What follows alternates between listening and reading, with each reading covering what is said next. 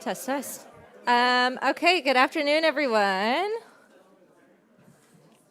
Thank you all. So welcome back to everyone who's here in person. Thank you for joining us for what I think was a really informative morning. And welcome to everyone who's joining us virtually. For those of you who were not here this morning, my name is Callie Matheson, and I am the Chief Project and Operations Officer here at the Charity Insights Canada project. This afternoon, we are shifting gears from that data walk into a series of conversations designed to frame today's evidence and experiences within broader policy, sectors, and systems perspectives. We'll begin with our keynote address, a conversation between Armin Yalnizyan, Atkinson Fellow on the Future of Workers, and Jennifer Robson, Associate Professor at Carleton University's School of Public Policy and Administration. Together, they'll reflect on things such as the care economy, the charitable sector, and the challenges and opportunities in building a more equitable and sustainable future. Following the keynote, we'll move into a panel discussion chaired by our own Kate Cornell, featuring Pamela Upal-Sandhu, Director of Policy and Interim Co-Executive Director at the Ontario Nonprofit Network, Harar Hall, Policy and Research Manager at Volunteer Canada, and Anne Miller, Officer of Data and Research at the Ottawa Food Bank. This panel will explore how the trilemma that we've been discussing this morning, rising demand, financial instability, and workforce precarity, is playing out across organizations and what creative responses are emerging. Finally, we'll close the day with an armchair discussion led by Alexa Briggs. We're especially pleased to welcome Councillor Lane Johnson, who will join us for the first part of the conversation. Councillor Johnson is a graduate of Carleton University's Master of Philanthropy and Nonprofit Leadership program and brings a depth of knowledge and leadership experience from across Ottawa's nonprofit and community sectors. Alexa will then be joined by MP Ryan Turnbull, Parliamentary Secretary to the Minister of Finance and National Revenue and to the Secretary of State. Ryan will be joining us a little bit later as he's needed in the House this afternoon. But we're looking forward to a rich closing dialogue on the role of public policy and social finance in shaping the sector's future. It's going to be hopefully a very engaging and thought-provoking afternoon. So without further ado, please join me in welcoming Armin and Jennifer to the stage for our keynote conversation.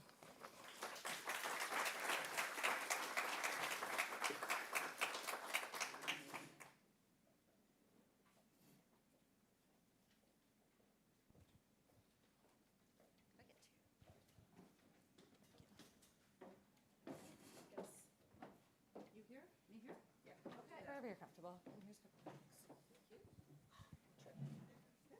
Thank you. All right. Hi, it's really nice to see you. Hi. We don't see each other often enough, so this is really weird. Thank you for creating an opportunity for us to get together. Yes, Appreciate absolutely. I almost brought the crabapple jelly that I made for you, but Next time. I forgot it. Next time. Okay. So here we are, beginning of October. We are waiting for a federal budget that is coming on, October 35th now? Is that right? And we've been told it's going to be an austerity budget. That's not going to be Canada has seen austerity budgets before, so why don't we actually kick off this conversation by rolling back the clock a little bit. Take us back to some of the issues that were facing the Government of Canada, for example, in the Mulroney and Chrétien years, when they likewise were trying to prepare Canadians for austerity budgeting. Okay, so I became an economist in 1982, couldn't find a job, went back to graduate school with the School of Industrial Relations, and the very first full-time job I got in the wake of the 81-82 global economic crisis was at the Social Planning Council of Metropolitan Toronto, which is what it was called then. And we had just gone through the 1984 election, which was jobs, jobs, jobs, because nobody had jobs. And it turned into training, training, training. The program that Mulroney brought in 1985 was called the Canadian Jobs Strategy, but it was basically expanding EI Part 2 so that people could get training because nobody had jobs. The next thing that happened in 1986 is that he put a cap on cap, which is the programs that provide the federal funding that supports welfare and social assistance across the country. So starting in 1986, we started seeing the concern at the federal level that the deficit was getting too big, that they didn't have a way of reining it in, they weren't going to raise taxes. So starting in 1986, we first started freezing money and then cutting it back. And by the time we hit the 1988 free trade budget, which was triggered by the Liberals in the Senate at the time, which we won by a popular vote that we didn't want free trade, but we got because of the way the seats were allocated for the Conservatives. And we were told throughout that campaign, social programs are a sacred trust. Within 6 months of being elected, Barbara McDougall, then the Minister of Labour, introduced the first round of what became 4 rounds of reform to employment insurance. This is a period in which the social programming that we depended on started being cut back in wave after wave after wave. And early in the early 1990s, both at the federal and the provincial level, Ralph Klein led the parade. Mike Harris continued the parade. We started seeing core funding for social services that you guys all provide get transferred to project funding, where you had to prove that you were worth doing it. And then we started going from project funding to pilot funding. Then we got the 1995 Chrétien budget, because we were told by Moody's — I would never call a rating agency Moody, would you? The rating agency Moody's told us we hit a debt wall. And of course, at that time, David Dodge was head of finance, and Don Drummond was also at finance. Everybody was freaking out about our level of debt, which was indeed gigantic in terms of how much of our money was going to debt servicing. For every dollar we paid in as a taxpayer, something like, was it 37 cents? Was being paid out to just service the debt. So we had hit this debt wall, and the answer to that was, well, we just won't spend anything anymore. So how will we not spend anything? Well, we have these statutory programs that we can't get away with not doing because it's the law. We have these demogrants that we can't get away with cutting because, as Brian Mulroney found out when he tried to make the seniors get less, he was told goodbye Charlie Brown by the little old lady on the steps, and everybody remembered that. So he didn't go after the seniors after that. And the seniors' demogrants are the biggest.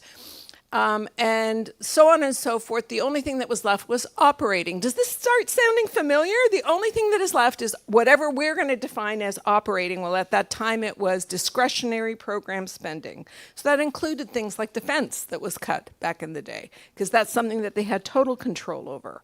And they also had control over how they transferred money to the provinces, and that would have been the really big one.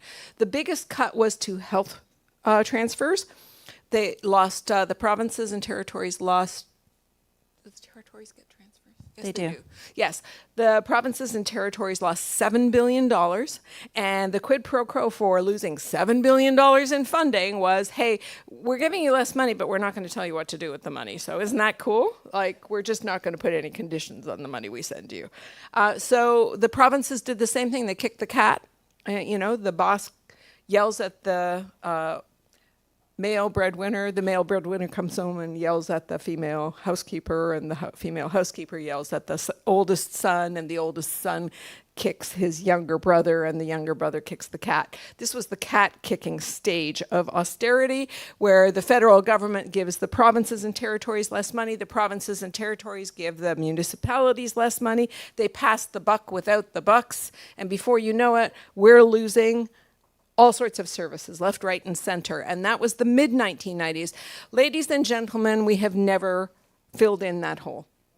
And the demand for care has simply gone up. The fact that this year, a few days before Thanksgiving, we don't have a hunger report lets you know that something is going on with even the most basic stock taking of what's going on out there in terms of need, food insecurity, housing insecurity.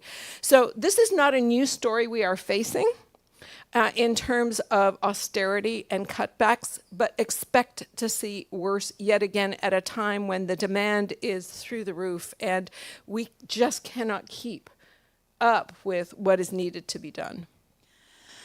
Okay, so let me pick up on some of these things here, because of course, federal officials would say, yeah, but we also gave the provinces tax points, so we gave them more room to be able to collect their own revenues. And of course, we know that story is that a lot of the provinces ended up just cutting taxes themselves, right? Or using additional funding that was, not conditioned to do things like pave more highways, not necessarily putting it into the service sector. But meanwhile, the sector moved from having that core, reliable, stable, multi-year funding to initially kind of multi-year project funding to now much more short-term project funding and only for eligible costs within those projects.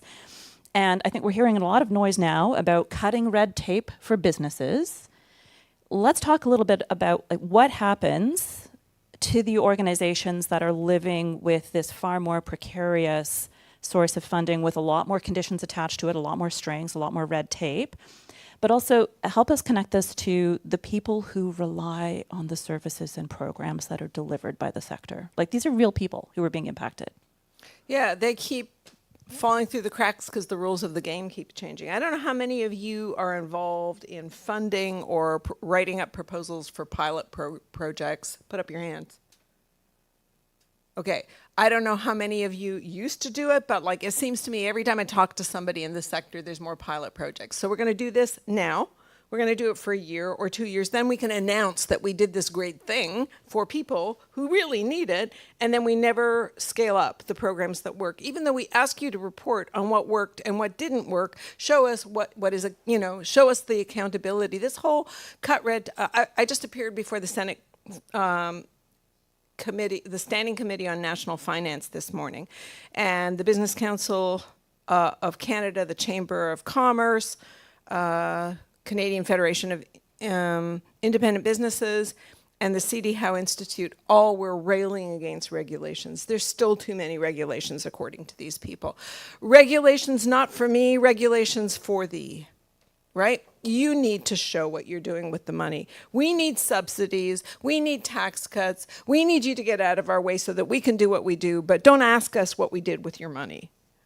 Is the overriding story. And what happens then is the people that you are trying to serve become something like second place in the attempt to continue to get stable funding and continuous funding, or just find a new pilot project that can actually do what you were doing last year but is no longer funded, but maybe there's a new pilot project that you can apply for. So this whole story, it leaves the people you are trying to serve behind and puts accountability for taxpayer money. That's the primary goal, which drives me crazy because businesses get more money and are less accountable. Okay, let's talk specifically, though, about the impacts within a subsector that you've written more than anybody about, the care sector, the care economy. Because that's really kind of where the rubber really hits the road in communities, for families, for vulnerable people who don't have other options and choices. So tell us more about that. Okay, well, I don't know if you know this. I mean, it seems like nobody seems to know this, which is kind of amazing to me. This is a data summit. The care economy is the economic powerhouse of our economy. The care economy is two industrial sectors defined by Statistics Canada. Health and social assistance is one of them. Education is another. So everything from childcare to post-secondary education, everything from health promotion and mental health and addiction, and some of the housing stuff. Housing is kind of in a different sector, but some of the supportive housing stuff that gets done in the sector, right through to primary care, your doctors, and acute care, your hospitals and diagnostic services, and long-term care and home care, from cradle to grave. The care and the nurturing and the maintenance of the health of our bodies and our minds. That is 13.6% of GDP. You would never know it. You would never know it because nobody ever talks about it that way. Statistics Canada counts it as part of our industrial base, and nobody in government does. absolutely nobody in government does. How big is 13.6% of GDP? It's bigger than the second biggest driver of the economy, which is real estate. 13.2%, you really don't want real estate to be driving your economy. It is 1.5 times as big as all of manufacturing put together, not just the trade exposed part. It is almost 2 times as big as all of construction, residential, and industrial. It is almost 3 times as big as all of mining, quarrying, oil, and gas. And we talk about these sectors non-stop, and we never talk about the care economy, but I'm just going to throw one more number out to you, which is that as far as where Canadians earn their income, it has no rival, no close rival at all. 21.5% of all jobs in Canada were in the care economy last year. It simply is growing as a source of earned income for people. I'm not counting the unpaid work done for care, because care is actually in short supply everywhere we turn, so there's tons of unpaid work being done. And the more we do not address the need for care, the more women, primarily, but women and men will pick up the slack. Often, these are working age men and women who will pick up the slack by reducing the amount of paid hours of work they do at a time when we are kvetching about productivity and literally shooting ourselves in the foot by how much we are expecting people to do, both paid and unpaid, because we refuse to provide the care that people need so that they can go to work. So we are entering a period. Sorry, is this too much of a digression? No. Keep going. Keep going. Keep going. You're on a roll. Because I want you to understand that this is going to go on now for the next 3 decades. So if you look at a long-term chart that Statistics Canada puts out of the dependency ratio, what is the dependency ratio? It's the number of working age adults that are caring for those too young and too old to work. So under the age of 15, over the age of 65. You may say, well, there's a lot of people over the age of 65 who work. And I will say, well, there's a lot of people that retire at the age of 55, and there's a lot of people that retire at the age of 70 or 80. And on average, the retirement age is still 65. So under 15, over 65, how many people are the working age cohort supporting? We have had 3 peaks. The first was in 1921. The second one was the baby boom from the 50s and the 60s. It lasted roughly 12 years or so, with a background rate of GDP growth of between 6% and 8% a year. And now we're in the third phase of it. As the baby boomers retire, we've got very low birth rates, but very high levels of people who are over the age of 65, who need support. And that's going to go on for about 30 years because people's life expectancy has increased, but also our birth rates have decreased. But we are relying on the smallest working age cohort to do all this lifting for themselves, because they pay the revenues for our paid public services. But they take care of themselves. They pay the taxes that mostly support the publicly subsidized care economy. And we are asking them to do it for not 10 or 12 years. We're going to be asking them to do it for about 30 years with a background economic growth rate of between 1% and 3%. We'll be lucky if we get to 3%. So we are looking at less than half the rate of growth that is supporting the people who are doing the working, who need to support the rest of us who are too young, too old, and too sick to work. So we are really in a period that if you don't take the care economy's role seriously, you're going to be in a place where you're going to open up the door to private investment, and private investment only leads us to paying more and getting less, as we have observed in every other country where this has occurred, where they just failed to invest publicly in the care economy. I'm super nervous. That's why I'm talking about it as much as I am, because I think people just don't even know how important the care economy is as an economic driver, much less as a human need. Okay. So, oh man, you're picking up on my life in terms of the sandwich generation right now. Yeah. But I want to... Yeah, but I want to come back to that point that you ended up on there, which is about the private sector smelling an opportunity here. right?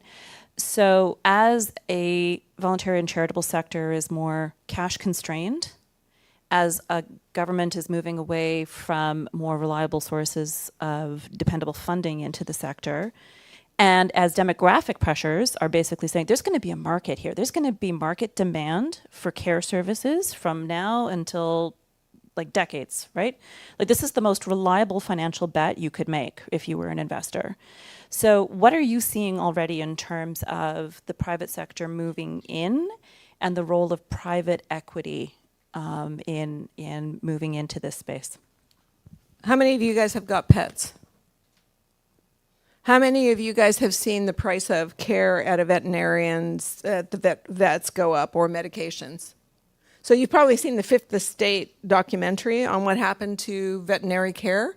It's happening to funeral services, and it's happening to other forms of care too. So the idea that there is a market to be grabbed, that's what business investors do, yeah? And there's more money moving into private equity than there is in publicly traded equity. What is the difference? Publicly traded equity is stocks that you can buy. You can see the price of the stock every second of every day because they're publicly traded. They're bought and sold. And so you can see how much a publicly traded stock is worth. A private equity investment is dark to us. We are lucky if we find out what the buying price is or the selling price is, and we only find out if they want us to know. So in the interim between buying it and selling it, and the only reason they buy it in private equity is usually debt leveraged. It means I'm not going to pay cash for something. I'm going to have, I'll put in 10% of the money, and it's a group of people that put in money. I'll put in 10% of the money, and 90% of it will be debt, and the thing that I buy will pay the debt servicing. So that's the business model of private equity buyouts. They are almost always short-term. They're designed to, quote, create value. They're sold to the investors that are the limited partners by saying, for example, in childcare, it's very common to hear that if you invest in this private equity mission, you can get 25 to 30% returns on your investment. It's like, where are you going to find 25 to 35% returns in childcare? Well, by cutting staffing, by reducing the quality of the materials that you use in the space, by actually taking whatever real estate is owned by the thing that you buy out and converting it into a sale leaseback. So they used to own the property. They sell themselves to you. You take that property and you make them pay rent for the property that they used to own. So all of these different sources of new revenue show up in the deal. But the deal is not meant to be held for a long time. It is not meant to provide care. It is meant to provide returns. And there's more and more money in private equity globally. It's the fastest growing form of financing around the world. And to your point, Jennifer, one of the only sources of organic growth, and by organic I mean growing sales. People want more of it. One of the only sources of it in economies where populations are aging is the care economy. Populations are aging everywhere there was a baby boom after the Second World War. Populations are aging in China because of the one-child policy of the 1980s. South Korea is the fastest growing, fastest aging population. So it's happening around the world. And wherever more people are retiring out of the labor market than coming into the labor market, because the other story of the last 40 years is falling birth rates. Wherever women can get away with it, they don't want as many babies. So, this combination of needing more people to work, women are working more, they want somebody to take care of their kids and their aging parent, and when they get sick, they need care. This is one of the only organic sources of investment growth. And governments are looking at it like it's a drag. It's like, oh my God, it's sucking all our money into a black hole. Instead of seeing that if we don't publicly invest in these things and put guardrails around investments, we will end up, say it with me, folks, we will pay more and get less. That is the only other math that is out there. And so to your point about, what are we doing about it? We are walking into this situation with our eyes wide shut, to quote a Nicole Kidman movie, because we refuse to acknowledge what is happening elsewhere in the world. And it is happening everywhere else in the world. We're just late to the party, like we were to the global financial crisis. Wasn't that we had more regulation, it's just we were late to the party. And the private, okay, let me just pick up on this as well, because the private equity versus publicly traded, there's also, you talked a little bit about the transparency on price, but there are mechanisms in terms of transparency and accountability to the shareholders that you get with publicly traded sources of financing that are just totally absent, right, with private equity. Like, we don't know what their strategies are. We barely even know who the owners, right, what the beneficial ownership structure is. We're only just now getting to a stage where we're trying to set up some data around that. What you described in terms of care for children, is this also happening in other areas of the care economy? I'm thinking specifically, for example, long-term care for the elderly. So private equity has entered each aspect of care differently in different countries. So private equity was in long-term care before any other form of care in Canada through REITs, the real estate investment trusts. So privately held investment trusts that invest in the real estate that is under a long-term care facility. And you're seeing right now in places like Toronto where there's a lot of very old long-term care facilities, and people got really sick during COVID because you had 4 people to a room, no air conditioning, no ventilation and stuff like that. You're seeing those companies selling the property because it's too expensive to bring up to standards now for them to see their new to get the new contracts.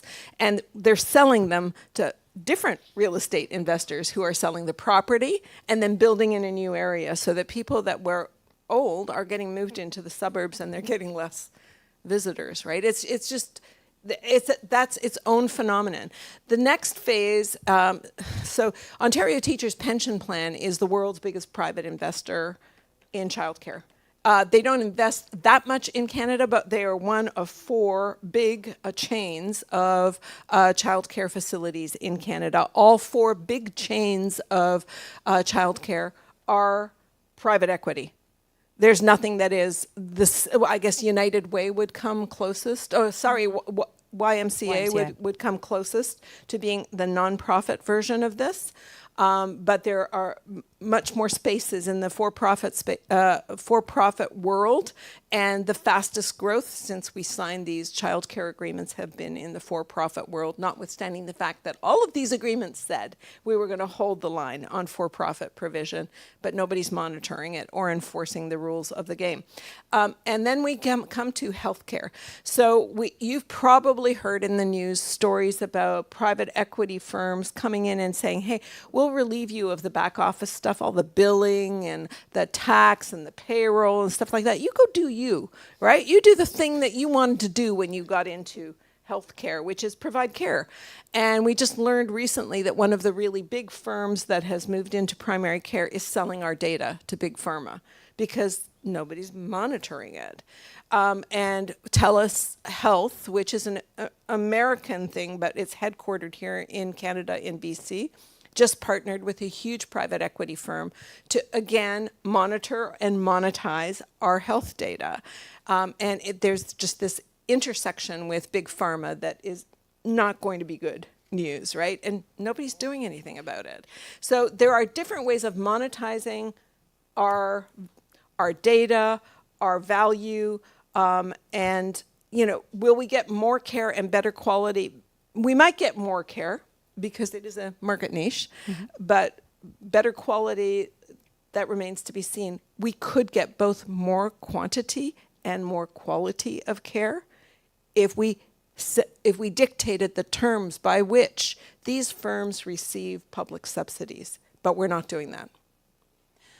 Okay, so we've done kind of the historical tour of past austerity budgets. Let's come back to the present moment, but put a pin in that issue around innovative financial solutions coming from the private sector, because I think we're going to come back to that in a minute.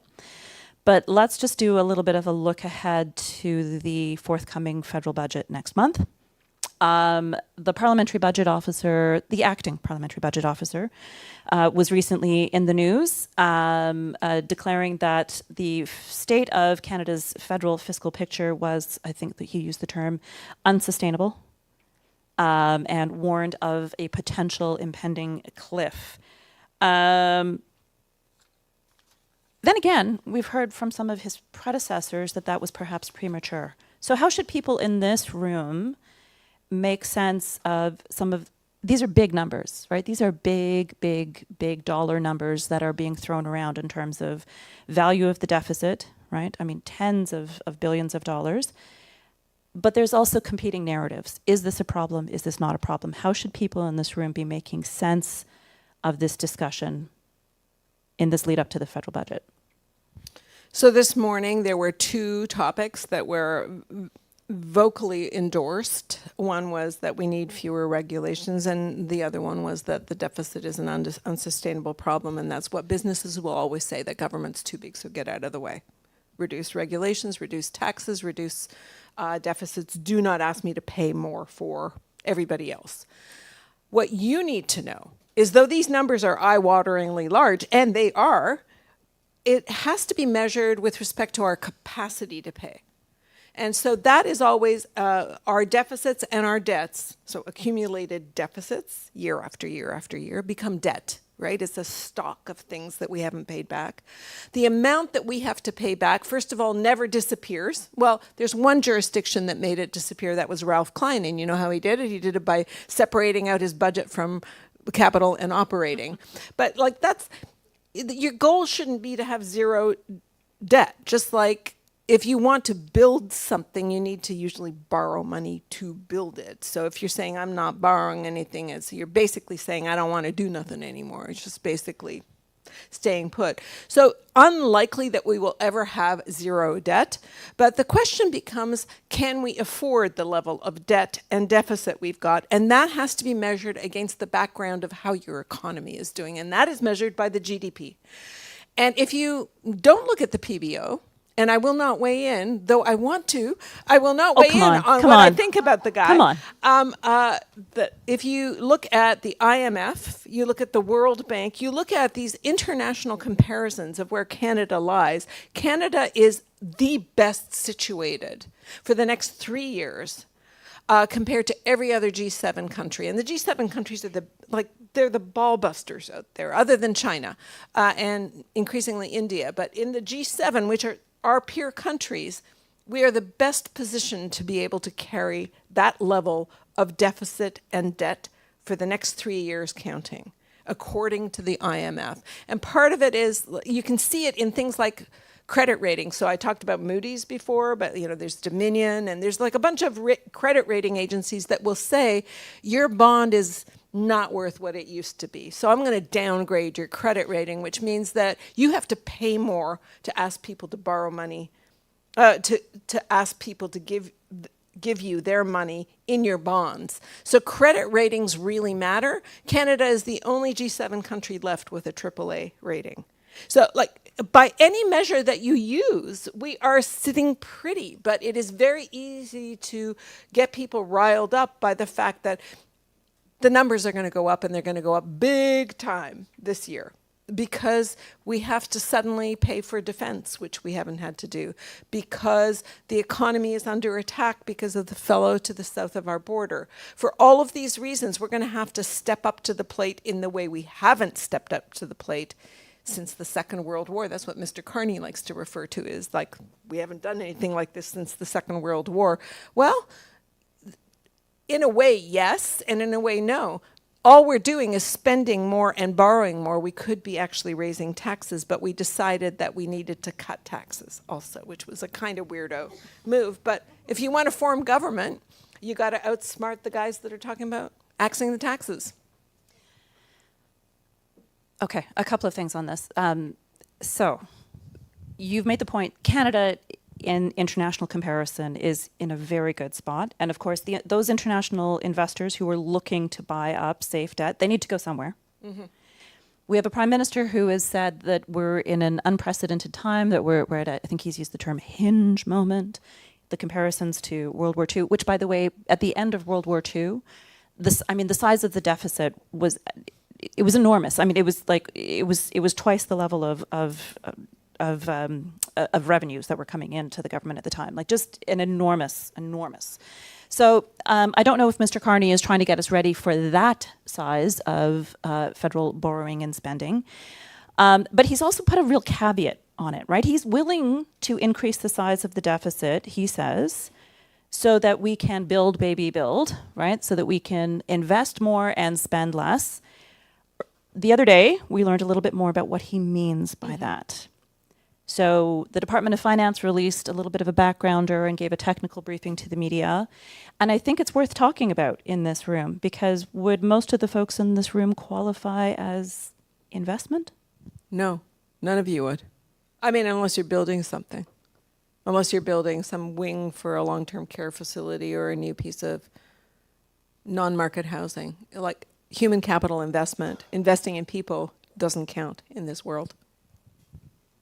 So it's a vision of capital that is about stuff and things at a time when the global economy is moving increasingly towards services and other intangibles. Does this make any sense? Well, you're asking the wrong person, because no, I don't think it makes sense. But so that was the leading That's why question. I'm asking you. I mean, as an economist, you cannot have an economy without people. One of the comments that I made at the Senate committee today was that one of the things that drives productivity is that we are working to our full potential as individuals, right? That we're educated and we're healthy. And if you don't invest in our education and health, we're just going to be producing less. But by investing in our education and health, everybody's education and health, not just the workers, if you invest in everybody's education and health, look what we created. We've been the 9th largest economy on the surface of the planet for over a decade. We've got 41 million people. There are plenty of countries that are bigger. We are the 9th largest economy on the surface of the planet. It isn't just from building stuff and accumulating capital. It is how we have invested in one another, because you can have all the we saw in COVID, you can have all the capital in the world. If you don't have people to deploy that capital, it doesn't matter. It just doesn't matter. If everything is shut down and you've got millions of dollars worth of capital equipment that you cannot use, you got nothing. An economy is nothing without its people. And if you don't invest in health and education, if you don't invest in human capital development, how many of you were told, go and get a good education and you'll get a good job? Show of hands. I mean, we were all told this, right? So now we're being told, oh, we're going to get rid of the temporary foreign workers that are picking our, that are plucking our chickens and packing our tuna and harvesting our pole beans. Because they're taking jobs from youth. It's like, dude, if that's the trade-off, if the trade-off is I'm going to get to pluck a chicken or can a tuna or harvest a pole bean, and, oh, it doesn't really matter if I got a second, a degree at a college or a university, a diploma at a college or a university degree, because there just ain't jobs for us anymore. It's not a very good trade-off. Do you know what I mean? We have been talking about the importance of human capital for decades. That has been the narrative that has driven us all. That's why you do what you do. You do what you do to help people be the best they can be, to get them out of whatever funk they were in and get them back on their feet, or to take them from wherever they are now and say, look at how much more you can be. Isn't that the goal of being alive? And yeah, it doesn't count. Okay. And we know that the government is also engaged in a spending review. I am old enough to have been around for the mid-90s spending review. And I got to tell you, the compare and contrast for me is important, because this one is being done incredibly quickly, like lightning speed, and in a very vertical kind of way, right? Departments are given their targets. They're told, go and find me X pound of flesh, as opposed to looking across horizontally at what are the competencies of a federal government that we need to preserve and protect and have, be able to rely on.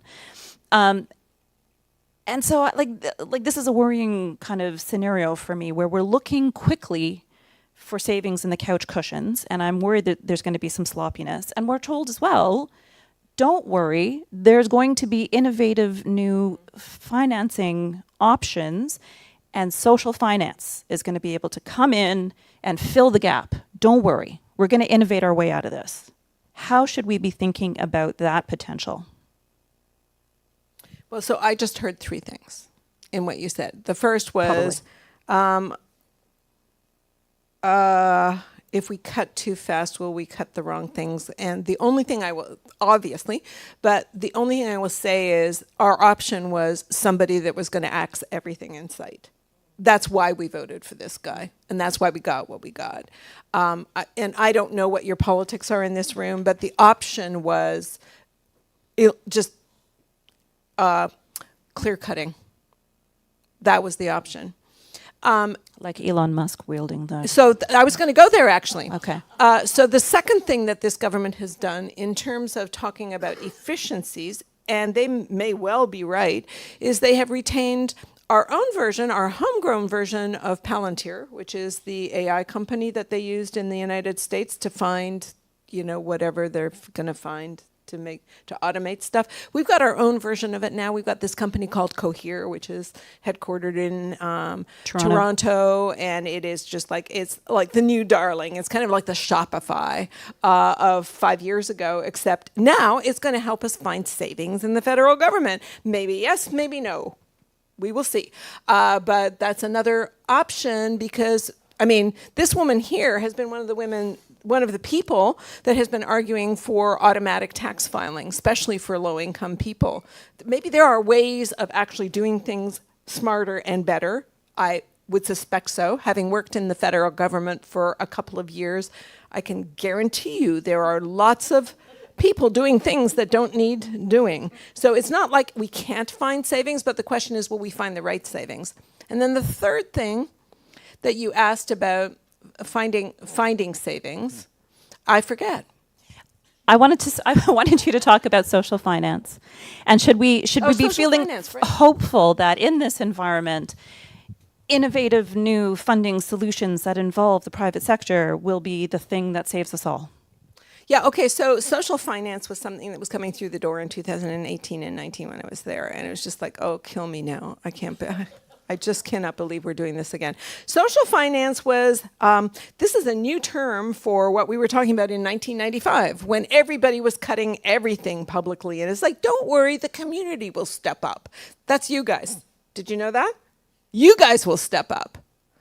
You will be the form of social financing. And then you will find ways of, raising money because you're so good at what you do. And obviously we need you. And of course, the community will step forward. It's like this communitarian thing has always gone hand in hand with less government, more market. So, beware of it when you hear that, oh, it's not us publicly that will do it. It's us together collectively in our communities that will do it. It's like that's always a warning bell. Just telling you. Isn't government supposed to be the coordinating mechanism that allows for collective action? Okay, so let me give you an example where it could be. So we have lots of forms of private equity that are charitable foundations, community foundations, family offices, people that are philanthropists. And the government could be facilitating, for example, the loss of affordable housing, which is really old and needs to be renovated, and the owner is up to here with the renovations and the maintenance of the thing, and his or her children do not want to take it over. So they're putting it up on the market. Do you know how much of this is going on right now? Like trillions of dollars worth of real estate is about to change hands from one generation to the next. There are charitable organizations, community foundations that want to buy that property before it gets picked up by deep pockets that will either zhuzh it up, they'll slap on a coat of paint and make it look or stage it or whatever, or actually do renovations. It almost doesn't matter which they do because they're going to jack up rents to a level where people can't afford, and we are losing affordable housing faster than we are building it. So the government absolutely could play a role in matching funds with community foundations and getting a regular return. It's not like they're losing money. It's like you could get a very small return, but a return by, matching funds with charitable organizations that are willing to put sweat equity or whatever to maintain the affordable housing stock that we have. So it's not like the federal government can't do anything and social financing can't do anything. But it too frequently is kind of floated as oh no, I won't use that example, but it's too frequently it becomes like a beauty contest. Look what you guys can do instead of us. It's a way of shirking and, shifting risk. I mean, it's a tool, right? And it can be used for ill or for good. It can be a tool Yeah. or it can be used badly Yeah. deployed. Like a pen or a knife. You could kill somebody or you could slice up a tomato. With a pen, like you could write something horrible that hurts people's feelings or something that like raises your spirits and makes you feel better about the world. Anything can be weaponized, including social finance. Okay. Okay. Be an interesting conversation then this afternoon when the representative of the government is here. I should have thought about that. No, I think it's good to sort of prep the room, We're going to turn to the audience for questions in a moment, but before we do, I just want to take note that this is a room that has spent an awful lot of time earlier today reviewing data on the state of this sector. And our conversation just now has put it in a bit of a historical context that some of these forces, right, some of these broader dynamics, these are not new, right? But the trilemma that is facing the sector, it can trace its roots back, but is there something that's really different this time? Like, what is it about this particular moment that we are in that old problems are manifesting in new and important ways? Demographics. Okay, so you have to say more. So more people are getting older, and that's where the donations for the charitable sector typically come from. They come from older people. Often people that don't have a lot of money, but sometimes older people that have a lot of money, though people that have a lot of money usually donate to vanity projects, right? A wing of a hospital or something that like puts their name up in lights while they give money, which is great. Don't get me wrong. I think they're great. I'm just saying that a lot of the money that is coming through the charitable sector is coming from a handful of people, mostly old and mostly rich. Well, those people that are old, that are giving money, are going to die. Imagine that, right? And the next generation that is going to get that money is not inclined to give money. So you're going to find volunteers for time and donations drying up, and at a rate that you have not seen yet. So this is a brand new moment for this sector to understand, okay, how are we doing bequests? Are we getting ready to cash in on some of this like intergenerational transfer? Are you already doing it? If you're not doing it, do it. But that won't be enough anyway. Like it'll be a one-hit wonder as this generation passes on, and then you really need the taxpayer support. Then you really need collective support because social finance will not cut it. Because frankly, the people that put money into social finance ventures don't understand what you do. They do not understand the role of the care economy. So how do you expect them to step up to the plate? Because you haven't also made the case for why the care economy is a critical part. It's the foundation of the rest of the economy. It is foundational to the rest of the economy. I guarantee you none of those benefactors know that. They don't know the numbers I gave you earlier. Our government doesn't know it, right? So how do you expect people with money to know it? Like they got other things to worry about, like where they're going to buy, where they're going to vacation or stuff like that. But my point here is that the demographic shift that is about to happen is going to kill you, or it's going to make you rise up like the phoenix in a new form.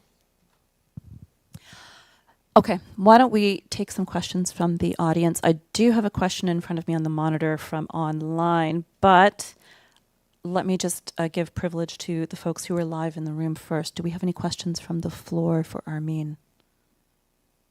I don't even, do we also have microphones? I don't know. Oh, there's a mic. Wonderful. Okay, bear with us a moment while we mic you so that folks online can hear. Please, do you want to tell us who you are and then ask your question, please?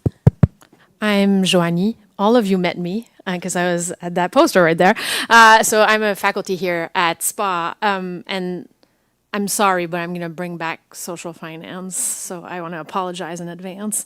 Other people, so obviously you don't seem to share that opinion, but other people are saying that social finance mechanisms are going to be filling gaps here.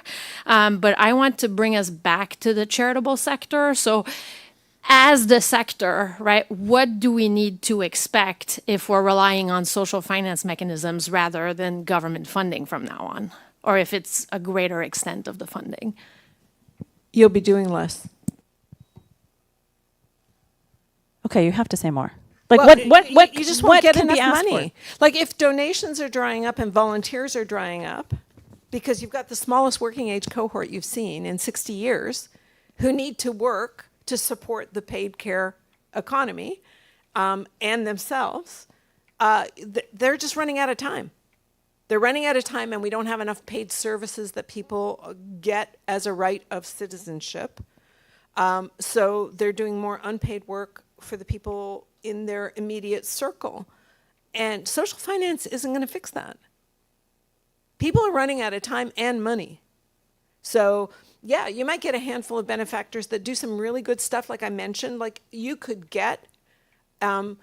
actually offset the natural erosion of non-market affordable housing that is taking place right now very rapidly by using social finance. It's not like there are no examples where social finance can make a huge difference in people's lives, but it's not going to be the main source of funding for the work that you do.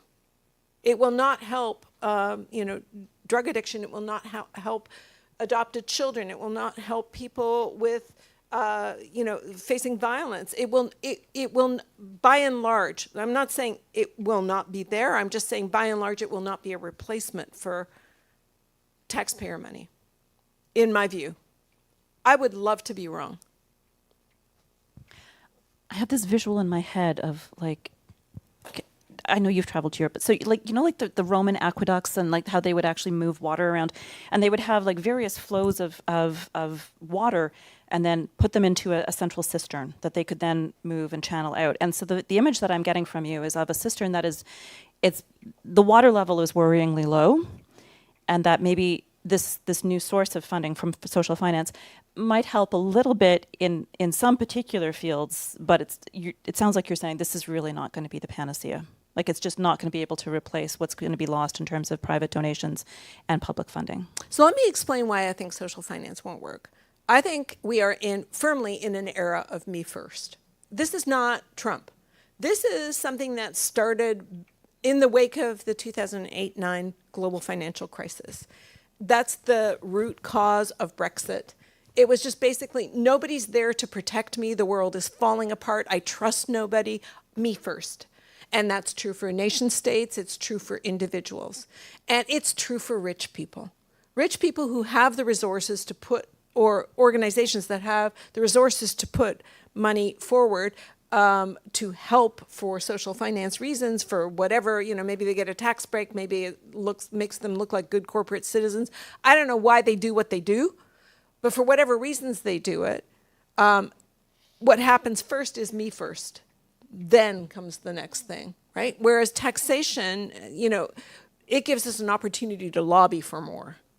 You can't lobby social finance. Who is social finance, right? Who do you go to when you don't have enough money? Nobody.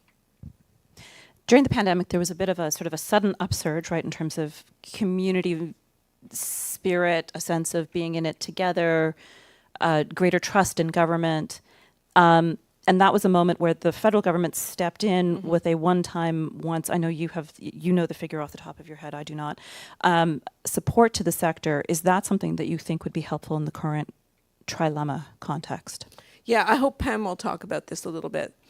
There's a few people in this room that were part of the process to say, you think things are bad now, just give us 6 months and we'll show you how bad things can get. And the federal government at that time said, yeah, here's a one-time $400 million. It was distributed by United Way, by somebody and somebody.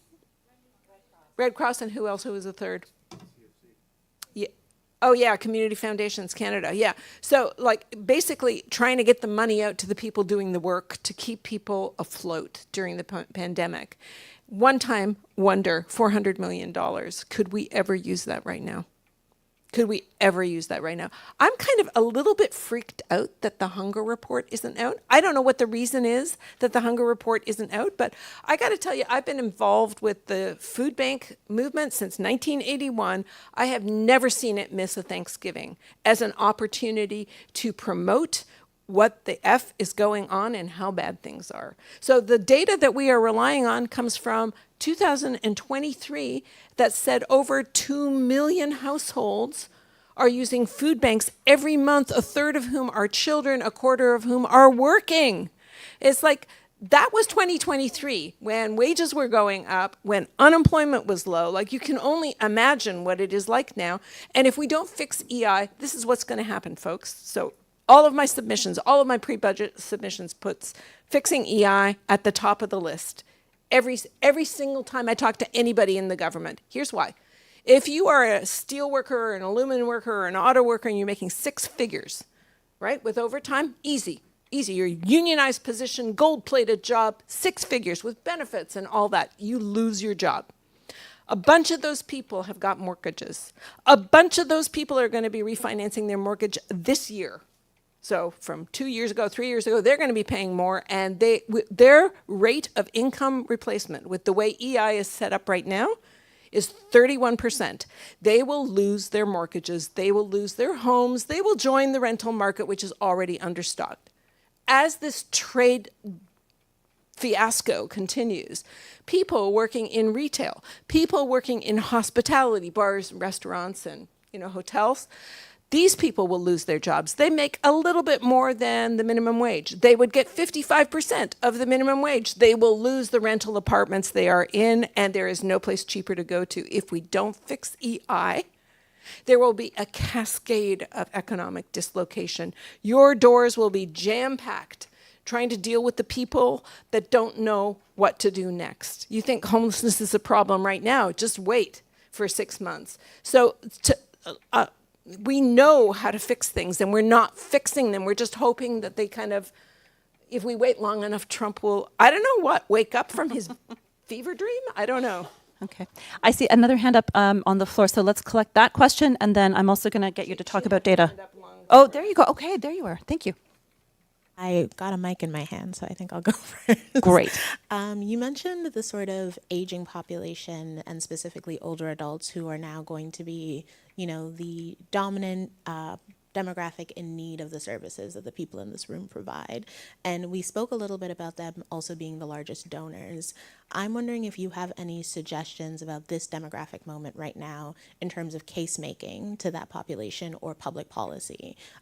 What is there to be done by the people in this room speaking to that demographic? Well, first of all, I think you have to make the case that the care economy, they rely on it, they can contribute to it, that without it being there, they are going to be very lonely, very sad people. So to the point, to the degree that you can make your storytelling kind of lead to bequests, I would do that, right? And actually lay out the lay of the land. Fewer people being born, young families having a very tough time covering all their costs, no money for donation. Like, it's your turn to step up to the plate, right? We need you to step up to the plate so that these services can be here for the next generation. I'm not saying this is easy, but I think you are quite right that the moment calls for better storytelling, but also couching what you do in the context of what you do is an economic powerhouse. 13.6% of the economy when the closest rival is real estate? That's nuts. Nobody ever talks about that. 3 times as big as mining, quarrying, oil and gas. All we talk about is another pipeline. Dudes, this is like a fraction of it. And by the way, these are such capital-intensive industries. All of mining, quarrying, and oil and gas is less than 1.1% of all employment in this country. It is a small, like, we talk about these guys all the time. Where are they going to go if we're just transitioning to green energy? Oh my God. It's like, you guys are 21% of the economy.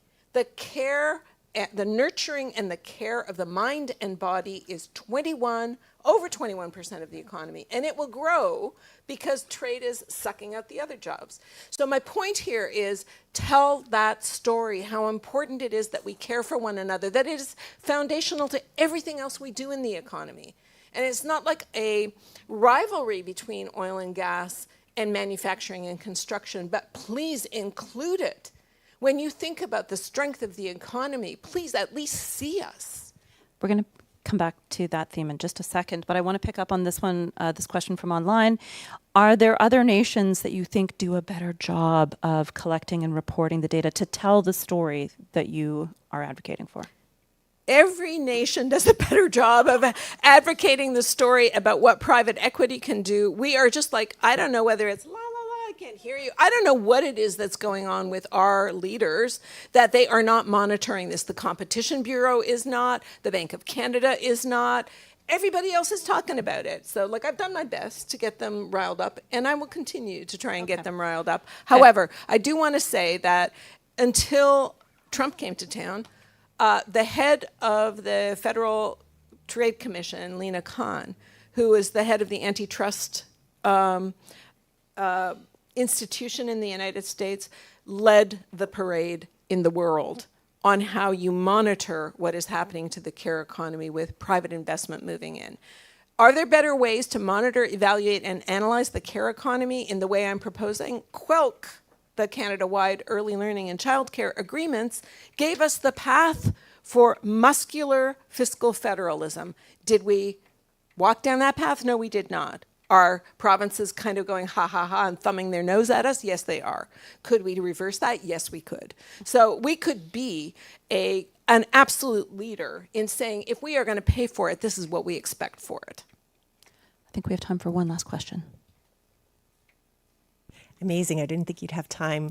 I'm just wondering what you think about the DQ, the Dairy Queen? No. I love a blizzard. The disbursement quota for charitable foundations. So in 2022, I think the number was, someone in the room, correct me if I'm wrong, I think it was 3.5% that charitable foundations had to disperse, and that number got raised to 5%. There is a tiny little bit of advocacy to raise that number to 10%. And I'm just wondering if you think, like, obviously it's not a panacea, but do you think that would be helpful? I have never thought about this question before, so I am not weighing in on it. Fair enough. Fair enough. Okay, I want to end on a hopeful note real quick. When you talk to the former Biden folks, because, you know, not all Americans are out to explore wackadoodle economic policy. But when you talk to the former Biden folks who were pursuing some of the most aggressive industrial policy that we have seen in generations, I mean, you want to talk about build, baby, build, they were doing it. They recognized that having things like local training programs, investment in local childcare was essential to their success. So, how do we in this room talk to a government that is focused on capital investment of the building of stuff and things and the making of things? How do we tell them that story about the critical role of the care economy and being part of that industrial strategy, that there's an opportunity for them here? So it depends on who you mean by the government, if you mean politicians or if you mean bureaucrats. If you mean politicians, they love them a great story, so start with a great story. Tell them a story of redemption, of salvation, of, you know, something that actually they want to be part of that story. They want to be able to say this thing happened to this person because we funded it, right? But also locate the micro story in the macro, which is without us, you have no economy. We are the foundation of your economy. So please start that way. If you're talking to bureaucrats, please nail the numbers. Over and over and over again. Every time you talk to them, talk about returns on investment. I have never seen, since the 1980s, such a business-forward public service / government agenda, right? They want to see returns on investment. That's what they want to see. They want to see the numbers. Show me the numbers. Just pull a Tom Cruise. Show me the money, right? Show them where they're going to get the money. Do you guys remember Malcolm Gladwell's $1 Million Marty? Was that his name, Marty? $1 Million Marty? Murray, thank you. Where, you can save so much money by just doing the right thing early on rather than waiting till this person needs to be put in the hospital, right? So like actually showing how you can save money by doing the right thing. It's what your grandmother told you. A stitch in time is worth 9, an ounce of prevention is worth a pound of cure. This is not complicated stuff. They'll get it, but you need to show the numbers that go with it. They love numbers, so go for it. Armin, thank you. It's always a delight to spend time with you. Yeah, same. Thanks. Crab apple jelly coming up. Thank you.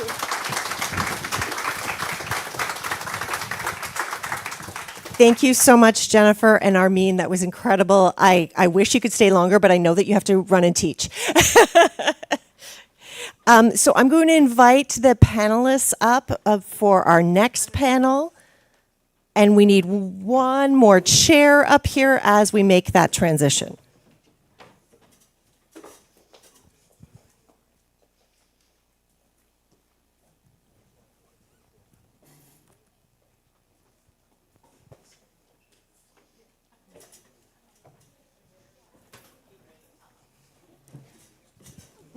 Hello. Hi. Grab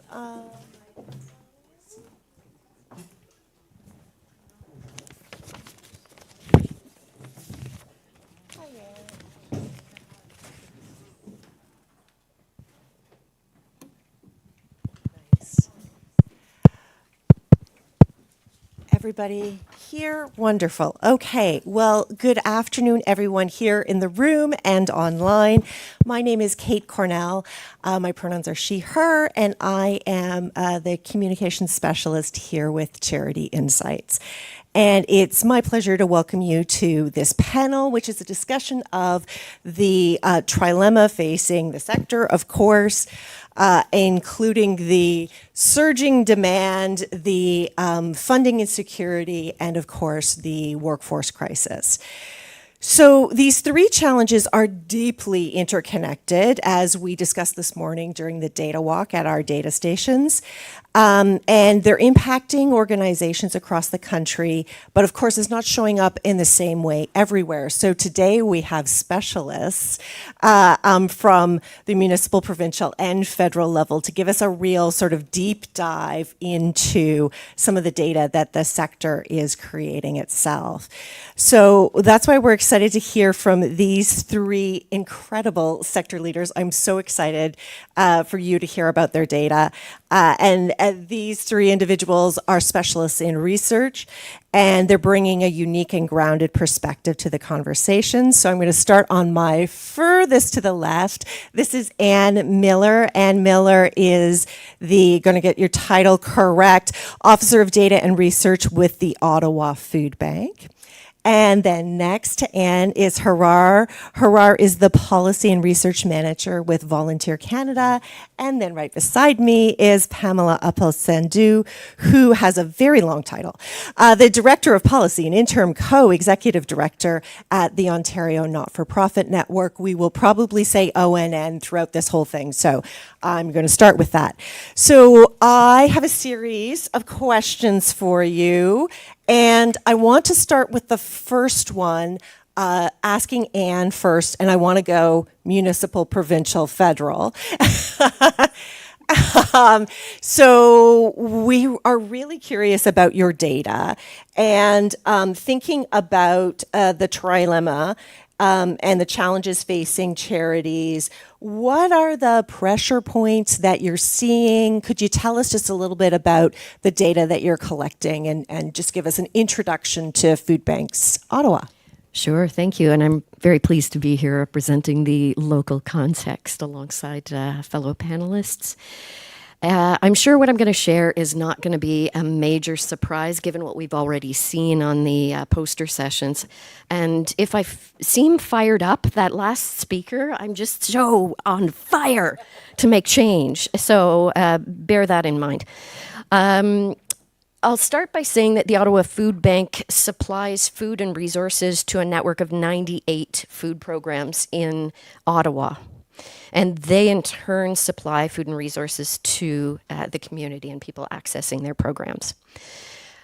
We collect data, and we collect loads of data, as many of us do. I'm going to focus on two areas of data collection. So data we've collected from people accessing food programs, and data we collected from the agencies, the staff working at food programs. When we're thinking of the trilemma, these data paint a really stark picture, something we've never seen before at the Ottawa Food Bank. Between 2019 and 2024, we've seen a 90% increase in the number of visits. And, this is consistent with what others are reporting, that they're seeing massive increases in number of visits to food programs. What we're also seeing in our data, so we've got, these are data from intake, so we're monitoring number of visits on intake, but we've also last year started to collect data in what we're calling the neighbor survey. And perhaps I can ask our lovely AV team at the back to pop up my slide. I've put QR codes linking to our various reports, most recent ones, although because we're at the end of fiscal, you'll see new ones shortly. So the neighbor survey, we did a deeper dive to understand what the experiences of people accessing food programs looked like. We'll be doing that every 3 years. And we're collecting data as well on what their food security status is like. And so we use a validated tool to do that. And we had partnered previously with the University of Ottawa Research Group, who also used a similar validated tool to assess food security status in 2018-19. At that time, 25 to 38% of respondents were severely food insecure. So that means they're skipping meals. That means they're skipping days worth of food. Last year, 61% of respondents were scoring as severely food insecure. Now, admittedly, they're different samples, and we used a different variant of the tool used by the University of Ottawa group, but I don't think that those things can really account for a doubling that we're seeing. So we know that there's both an increase in number of people, new people visiting food banks, but we're also dealing with greater depths of food insecurity in the folks that are visiting. So the demand is really pressing down on the individuals, on the agencies supporting them. When we look at data from the member agencies in our network, what we're seeing, so we collect yearly data in what we call our hunger count, which feeds into the hunger report that we do locally. Last year, we saw 39% of our community food banks said that they had to turn people away on a weekly basis, which is a sizable percent of them. We also saw in what we call our member asset inventory, this is something we collect every 3 years as well, allowing us to dive a little more deeply into how agencies are faring across a number of dimensions. And let me get the numbers right. So in 2021, 56% of agencies said finding funds were their top priority. Last year, 91% indicated that. And then we know that agencies have said that post-pandemic, even for a little while after the pandemic, they were okay, but now the funds are drying up, the resources are drying up, hence the need for more funds. We also heard from them that there's an increased need for staff, increased need for volunteers, although not always the capacity to onboard and train volunteers, manage them. Many programs also reported inadequate space to operate, storage space. And for more details, you can check out some of these data in the report. But I think really what it speaks to is that the demand is increasing, and not only is the capacity increasing at the level of available resources, but the ability to respond to the growing demand is really stretching the agencies, the network, really thin. And I mentioned this earlier to some folks.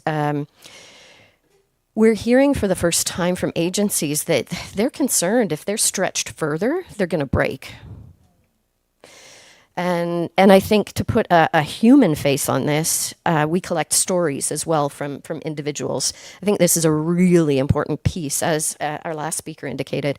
One gentleman, he said, when you've gone 3 to 4 days without eating, the fourth day hurts. And the fourth day, this is shocking. So yes, the trilemma is affecting the food security sector. Certainly in Ottawa, we're feeling it very much so. Wow. Thanks so much, Anne. And those numbers certainly are higher than the data that the CICP is collecting, but give us such a stark picture of what's going on the local level. Turning to you, Pam, I know ONN does, if you haven't seen it, the sector survey and has been doing it since 2020, which is, in terms of advocacy, in terms of policy development, just an incredible source of research. And I know the next one's coming out soon. So could you tell us a little bit about that data that ONN collects? Yeah, sure.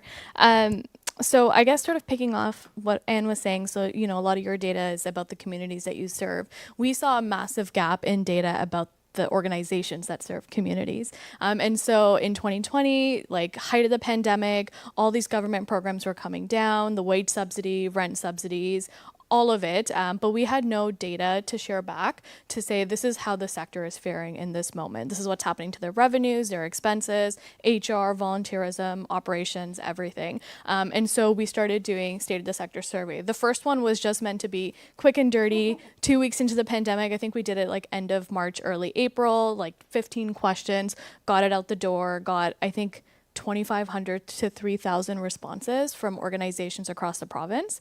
And we were onto something. Suddenly we had all this information about how the sector was faring. And fast forward, we started doing it annually since 2020. So a bit of like methodology, because I know this is a group of data folks in the room. We do a snowball method. So we don't have a panel like CICP. Our sample size is both nonprofits and charities, not just charity, like the panel size for CICP.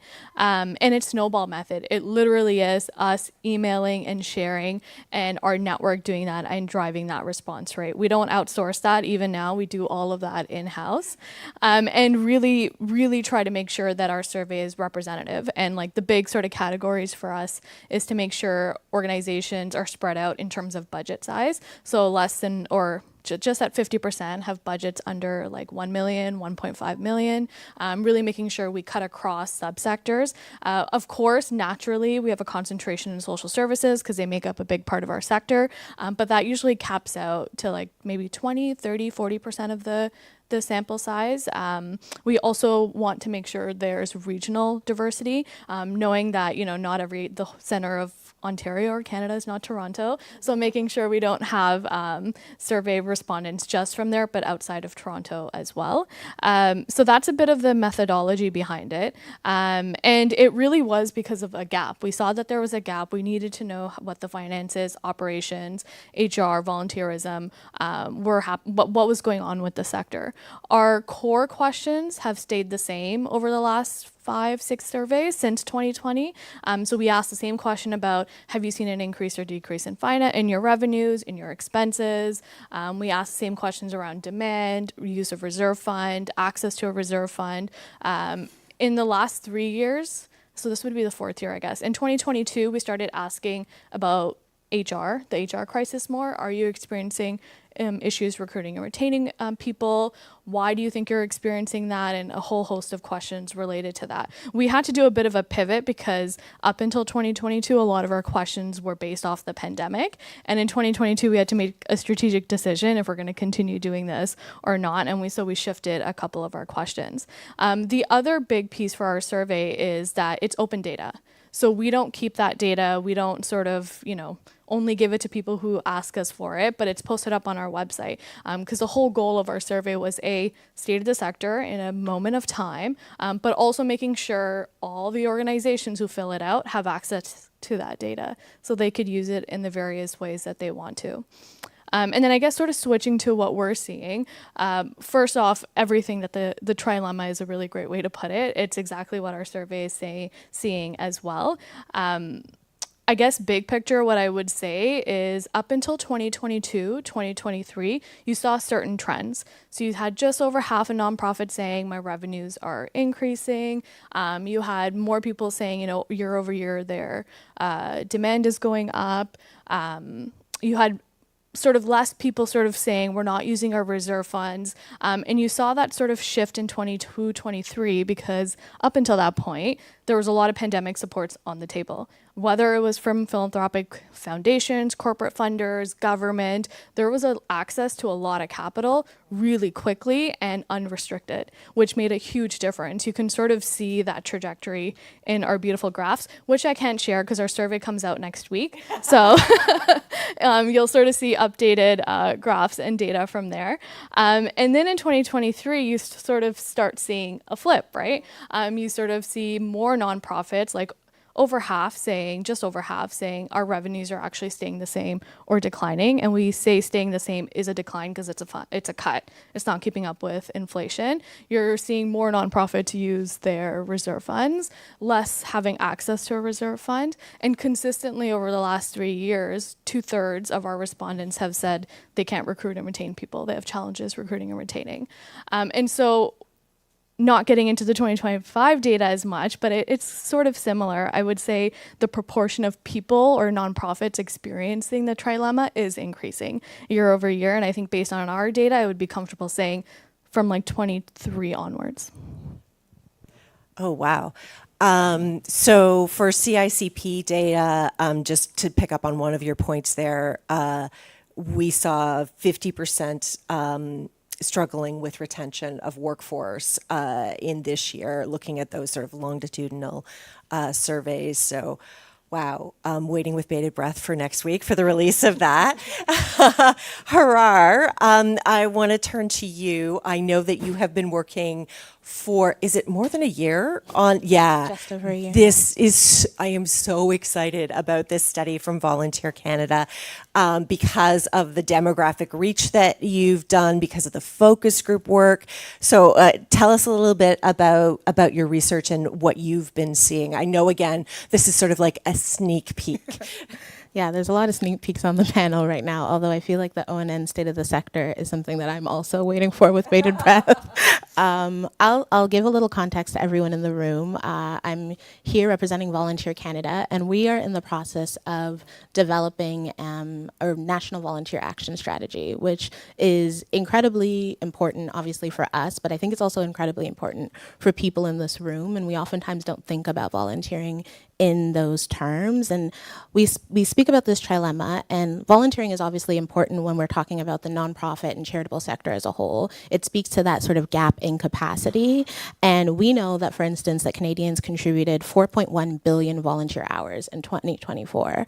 That's the equivalent of 2.4 million full-time jobs, which is massive. Like when we're talking about economic impact, when we're talking about contribution to the sector and to GDP, volunteering is the invisibilized workforce in many senses within the nonprofit and charitable sector. But what is concerning is that if formal volunteer participation has declined 41%, since 2018 and another 32% since 2023. When you combine that with everything that everyone is already saying up here, which is that we're seeing an increase in demand, we are seeing an incredible loss of hours and dedication and capacity at a very high level that's coming directly from volunteering. And we have been in the process of mobilizing national volunteer action strategy surveys, but not just looking at sort of quantitative data, but making sure that our data and what we're collecting is mapping onto existing sector data sets. I'm sure that everyone here is aware of how many surveys we all have to take in a given year and how many surveys are constantly floating around. I really love what you said specifically about having an open data set, because I think that's so incredibly important in terms of not replicating the questions we're asking the sector again and again. And I say that to say because I think in some ways when speaking about volunteering, I'm thinking about 3 different trilemmas kind of mapping onto one another. I don't know if my slide can pop up on the screen here, but we think about the volunteer ecosystem in kind of 3 different ways. We're thinking about individual volunteer experience, organizational experience, and then the sort of like social dimensions and the collective dimensions of volunteering.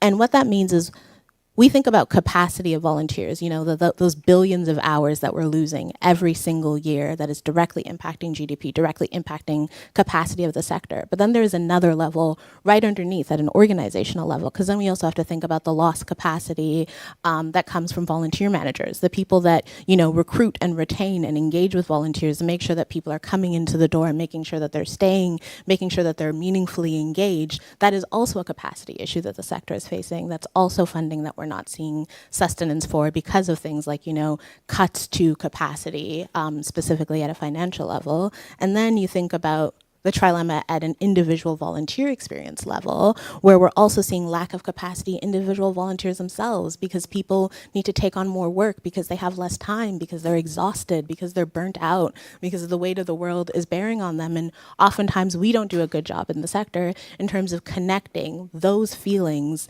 of lack of autonomy and, you know, being burnt out and lack of control to volunteering, to a thing that you can directly do, to tangibly do, to alleviate those feelings of being out of control.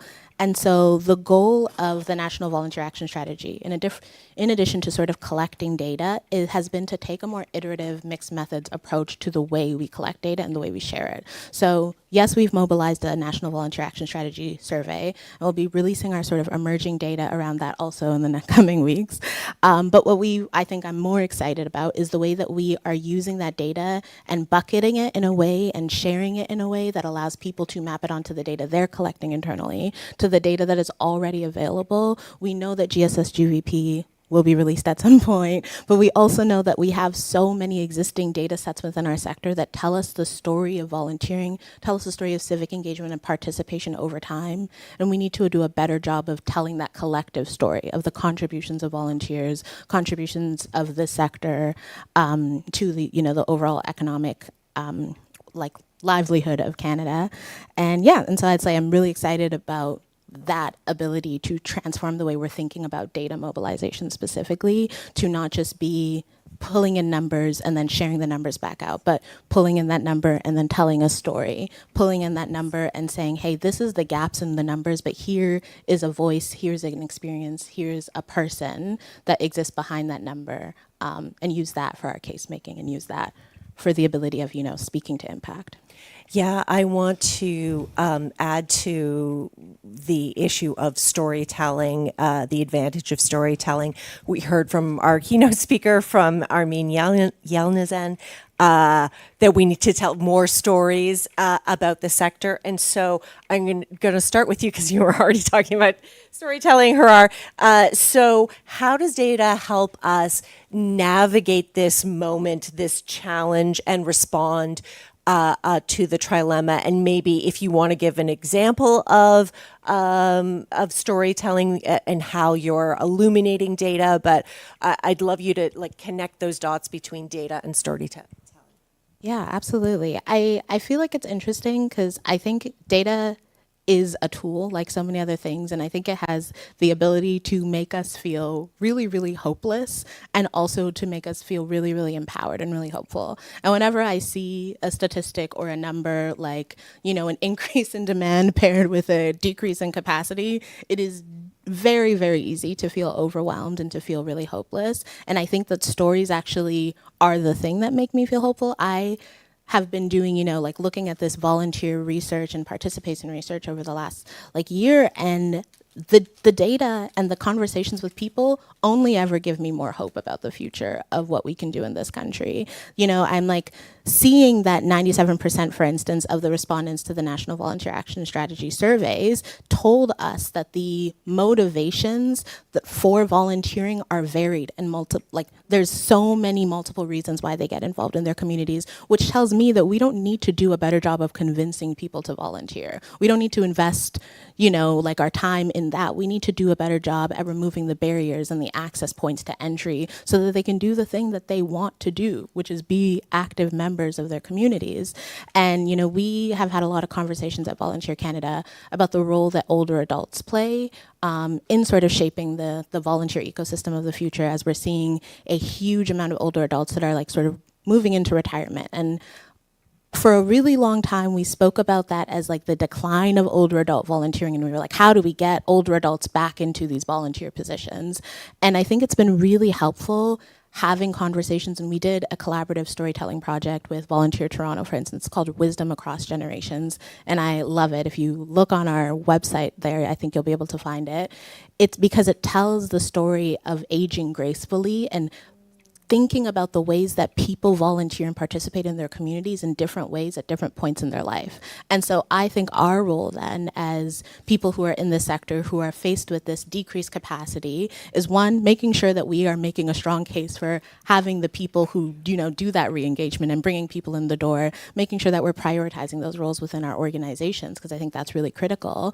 But then it's also telling people the story of the way that they are going to change the way they participate in their communities and validating that for them and letting them know it's okay. It is okay if you used to be a person who was on the front line of,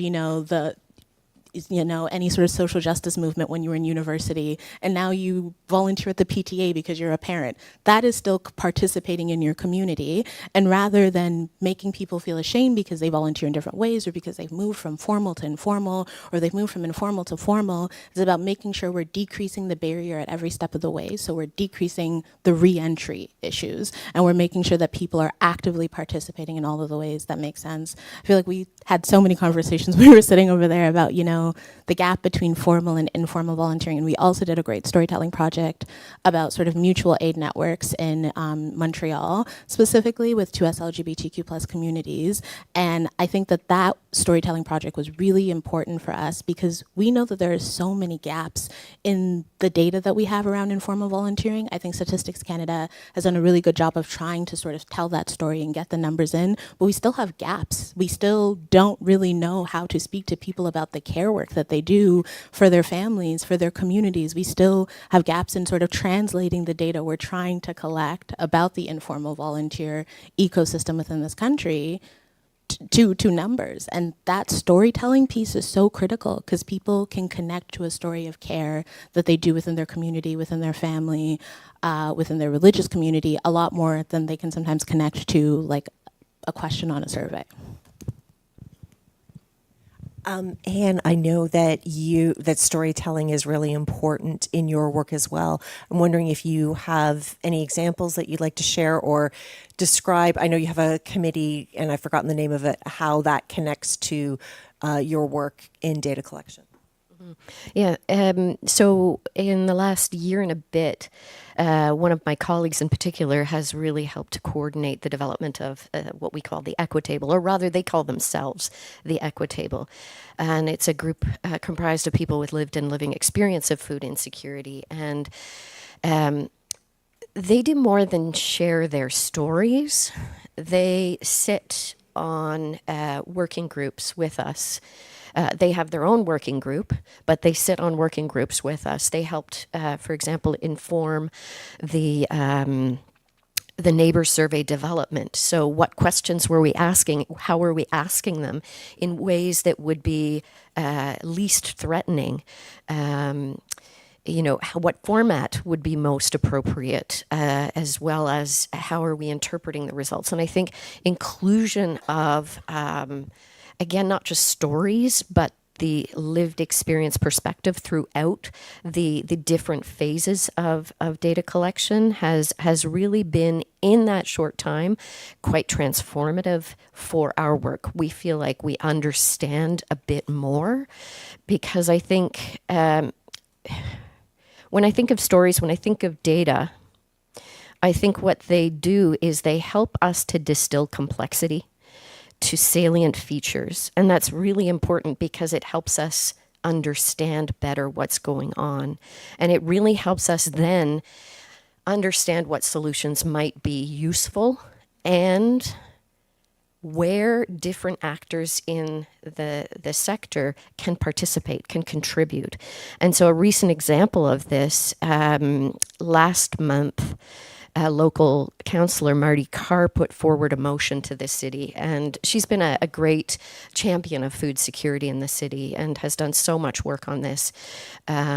We were able to use our data, use what we've learned from the Equitable, from those stories and that knowledge, that context knowledge, to really inform and shape the motion. And the motion passed happily, or happily successfully.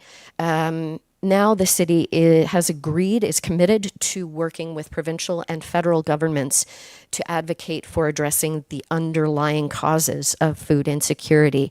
And while this isn't something that will immediately impact people who are dealing with food insecurity, it's a massive step forward because we've never had this level of commitment from the City of Ottawa before. And this is thanks to not just having data, not just having stories, but being able to create digestible versions of them, share them, and show people where they can participate, where they can support change.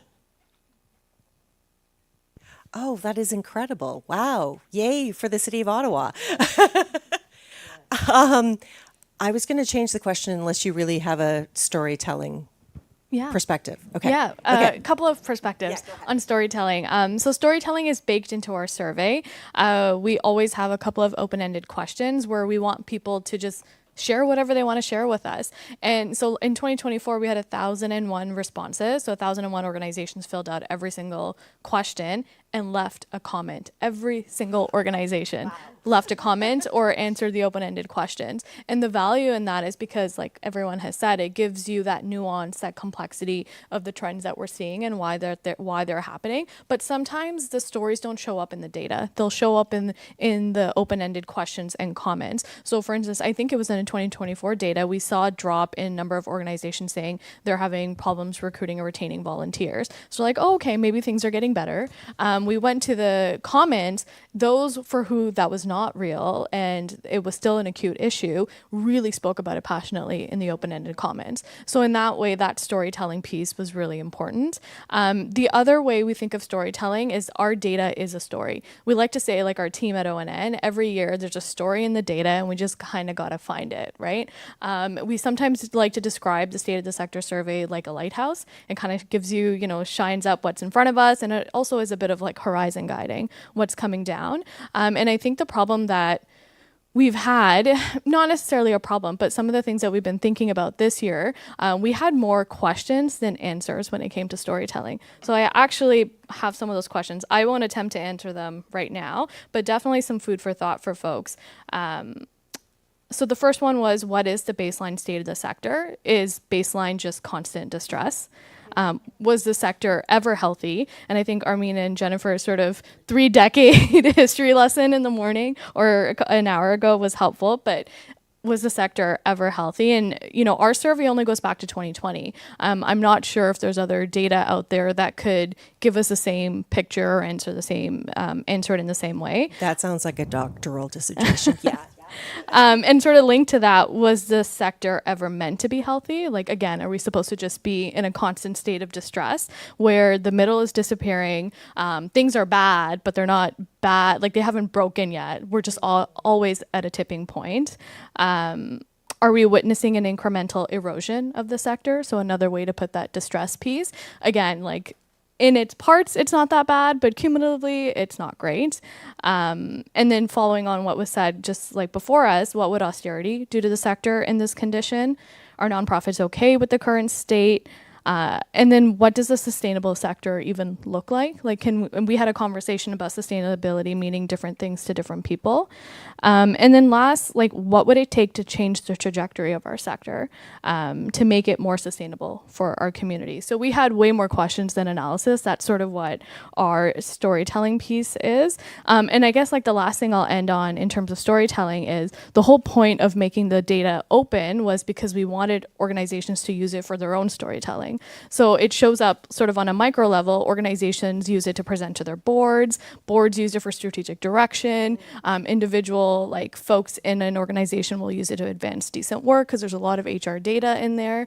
And then at the macro level, it's used for advocacy in so many ways, whether it's like strategic thinking for sectors, whether it's funding frameworks, funding priorities, organizational advocacy or collective advocacy. So an example, there's a Metamorphosis network in Peel region, just north of Toronto. Peel was going to get dissolved because the Ford government decided that's what they wanted to do. And they're like, hey, we're going to get impacted really quickly as human services. And they leveraged our state of the sector survey data to do their own data and use that as sort of a leverage point. This is what we know is happening in Peel right now. So things like it really advances that unique advocacy each organization or sectors need to do, that it's better if we do one survey versus every individual network or subsector try to do a state of the sector survey.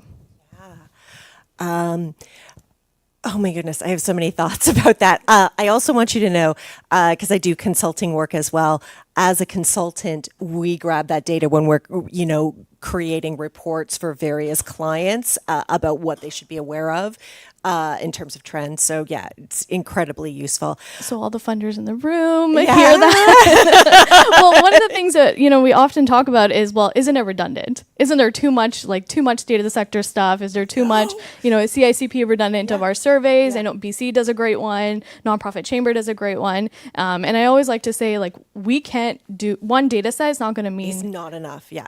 all the things, right? We need Anne's work, we need Harar's work, we need BC's, Alberta's work to tell this really complex, nuanced story of the sector. And we need to do it every year because the moment you stop collecting data, the moment you stop documenting, regardless if it says anything new, is the moment you'll miss if something changes. Yeah. And we just heard, from an Atkinson fellow that we need more stories. We need to tell the story of that data. So yeah, more data sets, please, for sure.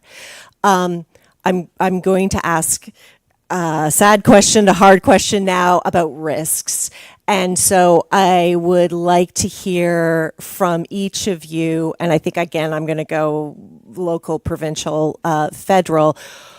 What keeps you up at night? What are the what are the risks that you're seeing boiling up in your data? So first from food banks, I'm sure that you've got a very long list, but what do you want to draw our attention to? Yeah, I think the risks I kind of outlined with some of the data I shared earlier. We are, as a network, stretched to capacity. The need keeps growing, the demand keeps growing. We're seeing a linear increase month over month. It's not just one giant leap. And the risk is, if, as some of the folks working in community food programs have said, if they no longer exist, what will happen to the people who are receiving those services? I would say that is the biggest risk. And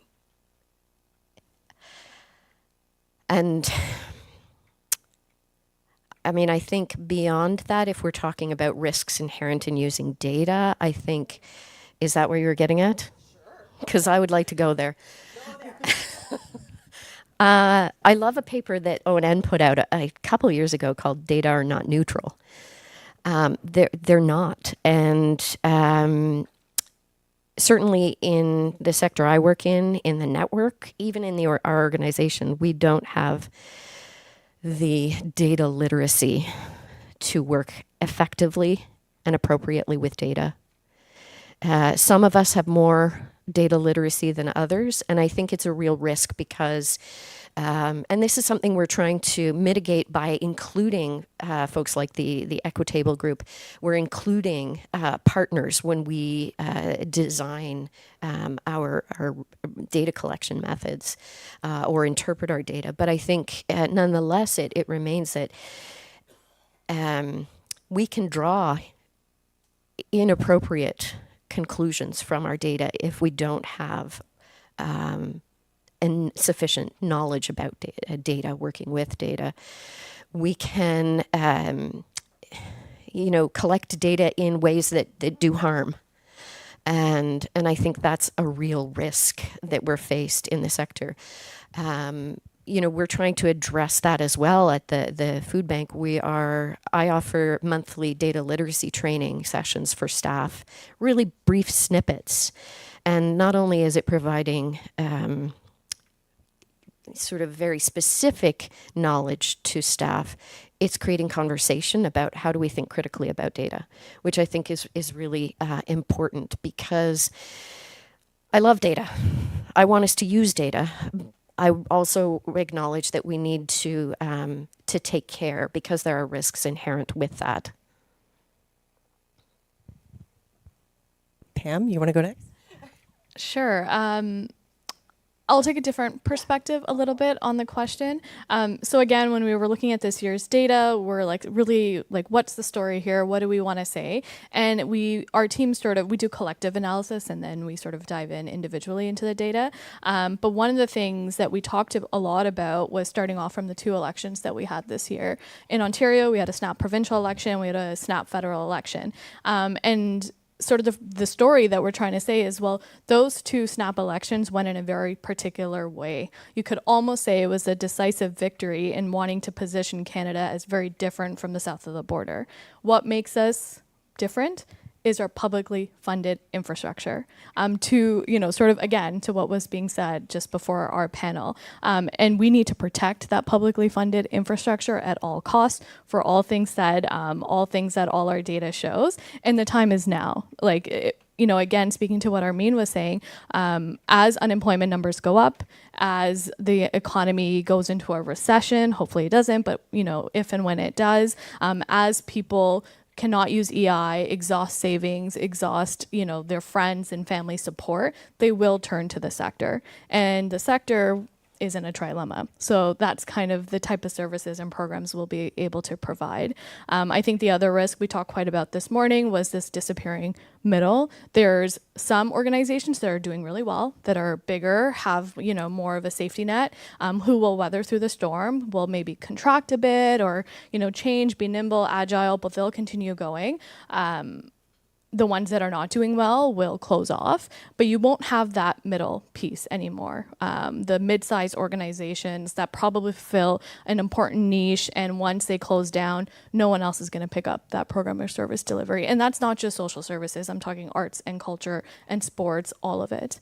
And so we'll just have less we'll just have less of the sector, which is not great, which is what I think the 2 snap elections, again, circling back, sort of really said, right? Ontarians and Canadians said, we're different than the States, so let's protect what makes us different. My background is first working in the arts, and yes, there are so many organizations in the arts that have just disappeared, and I think that's a really great description of the large ones have the ability to be resilient and to adapt, and there will be some successes, but there's going to be that big gap in the middle. Harar, do you want to talk a little bit about the risks that you're seeing in your data? Yeah, I'm also maybe going to take a slightly different approach. I think there's so many ways that we're thinking about risk, and I'm actually going to refer to data that isn't our own, but it's something that we have sort of seen repeated again, both through our consultations, so qualitative insights and roundtables, but I think was really echoed beautifully in the Future of Good Changemakers Wellbeing Index, which is that we think about the decreasing capacity as something that only happens based on money and funding and the sustainability of our sector. Our capacity is also being constrained by the well-being of the people who are doing this work, and doing this work in constrained circumstances, doing this work in a space where people are seeing political polarization, increased hate, where people are dealing with so many things, and then also being asked to show up in a space where they're not receiving funding, where they're not receiving sustainability, where they're not, allowing their work to have impact. Sorry, I was actually very rattled by that comment, and I do not want to breeze past it. I think it's really, really awful that, people will write things like that in in a space, in a forum like this. But yeah, I think that is part of what we face every day. We face people, you know, like being faced with hunger, being faced with homelessness, and when we don't receive when we don't receive the increased capacity that we need to keep going, people leave. Like, we're not just seeing decreased capacity because we don't have money. We're seeing decreased capacity because people leave. People leave volunteering. Yes, People leave yes. the sector, and then they take their knowledge, they take their expertise, they take their wisdom, they take the historical context that they have for interpreting this data, for, you know, making the cases for public policy. They take that with them, and that is a thing that is really concerning. You know, we were talking earlier about sort of the different configurations of volunteering versus like employment at nonprofits and charities across the country. And for many of us, we are staff members in charities and in nonprofits, but the majority of the charities and nonprofits in Canada are volunteer sustained. And they're often sustained by, you know, like a thing that I heard when I was in Brandon, Manitoba, the same 10 people, and this person called it them, the STPs, who are taking on a lot of the community roles and a lot of the support in upholding, you know, their local social safety nets. And so I think that the risk is, one, those people leaving and having no one to fill the capacity that they fill, because they're not just one person, they're like 10 people that are, you know, like doing a lion's share of work, whether it's volunteering, whether it's governance, whether it's, you know, volunteering and governance in terms of service delivery. And then I think the other, and like that is really concerning to me in terms of data and in terms of burnout. And then I think the other thing that is concerning to me is we at Volunteer Canada, and this is a conversation that's been happening a lot more with our partners, see volunteering as being a really key part of the social fabric, but also building resilience to increased emergencies and capacities. We've spoken a lot about COVID in this room as kind of a thing that has passed. And I think what we don't often do is look at the lessons learned from COVID in terms of the ways that people stepped up informally a lot, but we really missed the mark in terms of being able to coordinate and mobilize as a sector. And I think, you know, some organizations stepped up really great in terms of data collection. But I think that like that moment has given us a lot to think about in terms of the role of volunteering, the role of communication, and the role of coordination between municipalities, between charities and nonprofits, between pan-Canadian organizations like the Red Cross or Volunteer Canada, between local volunteer centers, and making sure that we as community members, we as volunteers, we as civilians, have the training to respond more effectively to emergencies and can be mobilized when needed. Because when we're faced with a wildfire, when we're faced with flooding, when we're faced with another health crisis, when we're faced with a socioeconomic crisis, when we're faced with a recession, we all need to have the skills and we all need to have the coordination, we all need to have the communication to respond to that in a way that is deeply effective.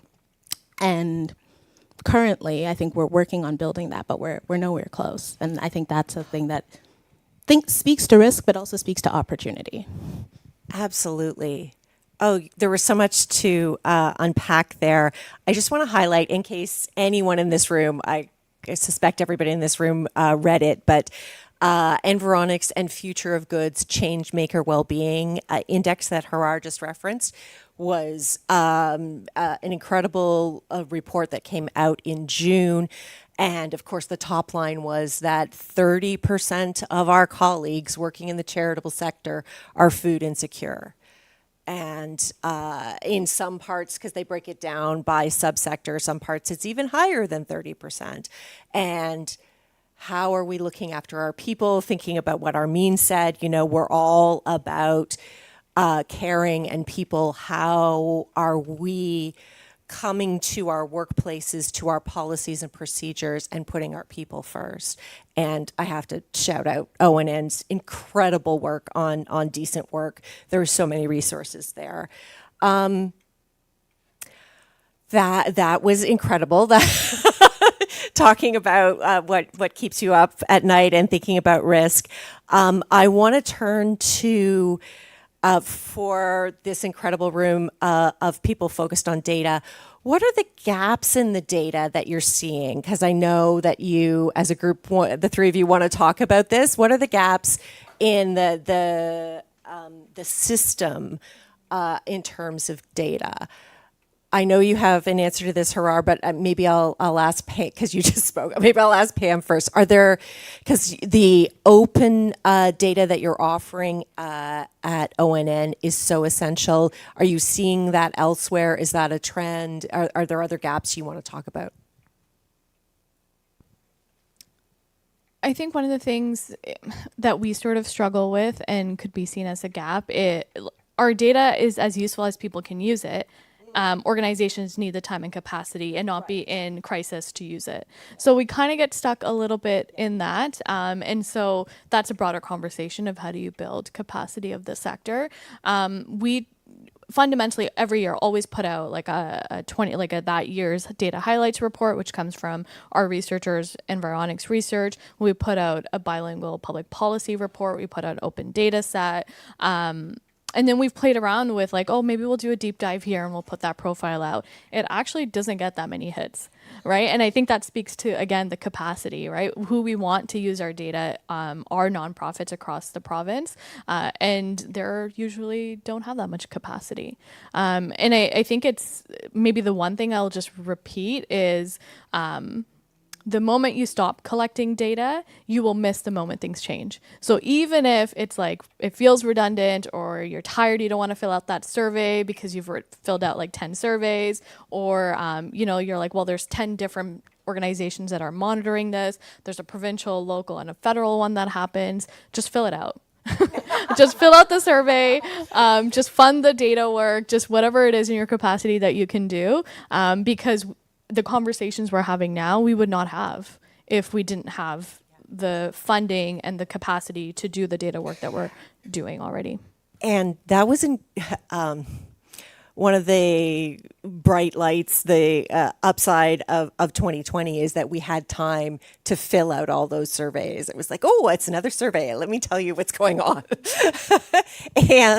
And just wondering what gaps you're seeing in the data within the whole system. Is there data that you wish you had access to? Oh, yes. I think sort of a lack of coordination, certainly at the local level of data. I would love to get data from the homelessness housing sector, with food security data, with anti-poverty data, and so on, mapped across the region. And I know that we can't always map with a really a degree of granularity in the city context, but as granular as we can get, I think would be really useful. And there are more and more organizations interested in sharing and connecting data, but I think the infrastructure that supports it, whether it's at the level of infrastructure to support the relationships, and that's a capacity piece probably too, or at the level of technology that enables organizations to feel like their data is well protected. That's a real, I think, a sticking point. People are afraid if they share data, it will no longer be secure. That's what I'm hearing from partners, even within my own organization. It's been a road to a journey to try and share more of our data. So I think there's a lot of gaps created by not coordinating and integrating our data. Again, coming back to the idea that we want to create a comprehensive picture of what's going on in the food security landscape, in my case, so that we can do a better job of creating solutions or proposing how others can become involved. So it's a massive gap I see that we are working to address, but it still remains, and I think there's more work to be done. The question is, how do we do that in a climate of decreased capacity? Harar? I feel like I echo everything that was already said about the capacity to sort of work with and analyze and roll up and collect data being very low. But one thing that I would add, and this is something that we kind of had a lot of internal conversations about across the sort of volunteering sector, is that it's not just about investing in like a new software solution or like, more money for like data collection overall. I think it is also about investing in the data literacy and capacity, specifically of the people that are responsible for primary data collection within our organizations, which is often the service providers, the volunteer managers, the program and project coordinators, right? Those are the people who are, getting those numbers. Those are the people that are collecting both quantitative and qualitative data. Those are the people that can probably do a good job of coding your quantitative data, your qualitative data into quantitative numbers, if given the opportunity and the literacy and the know-how about the value of that and how to do that. And I think that investment is really, really lacking. And so, yeah, I think that's like one thing that I have found to be really salient and really important. We had a workshop over the summer sort of speaking about kind of innovations in volunteer data. And we had someone from Volunteer Toronto come and speak about innovations in terms of utilizing the platform data from volunteer centers to tell the stories about localized volunteering and participation in charity and nonprofit trends. We have heard a lot of innovative ethnographic data, insights from Volunteer Alberta. We're hearing a lot of ways of collecting this data. And the thing that stuck with me is how many people attended who didn't realize that they were collecting data that was very valuable and very important and could better do a good job of case making and reporting and fundraising. They simply were like, I didn't even realize that was data that could be useful. I didn't even realize how I was halfway to making a strong data story and a strong case for supporting my programming. And that was really helpful because that happened over the course of 2 hours. People already were more knowledgeable about what they can do with their data. They're more knowledgeable about how they can improve their internal collecting practices. And I thought that was a very hopeful point. But I think that if we're talking about the trilemma and we're speaking about the trilemma, I think that it also relates to data, because we have this decreased capacity in many ways, but we are at a point now, specifically a point of austerity, where we have a huge demand for data as a sector. And I think that the important part of sort of responding to this austerity is that collective vision and cooperation around using data. And I think, for instance, open source data sets, managing that obviously with security is incredibly important. But I think it's also increasing data sharing agreements if you are concerned about security. So you're sharing between organizations, even if you can't. Make it an open data set. And more than anything, I think it's about having a collective vision about where we want to see our capacity increase in terms of the way that we own our data and the way that we share it and the way that we tell stories about it and the way that we do case making. Because I think that vision of mapping the story of our data at a regional level, at a local level, at a pan-Canadian national level is possible if we decide that that's something that we want to invest time and coordination and effort into, obviously, capacity. But if we make it a priority. Yeah. Absolutely. Do we have, what's the time? Do we have time for questions from the floor? Maybe have time for one or two questions. Does anyone have a question for this panel? Yeah. There's someone back there. Does he need a mic?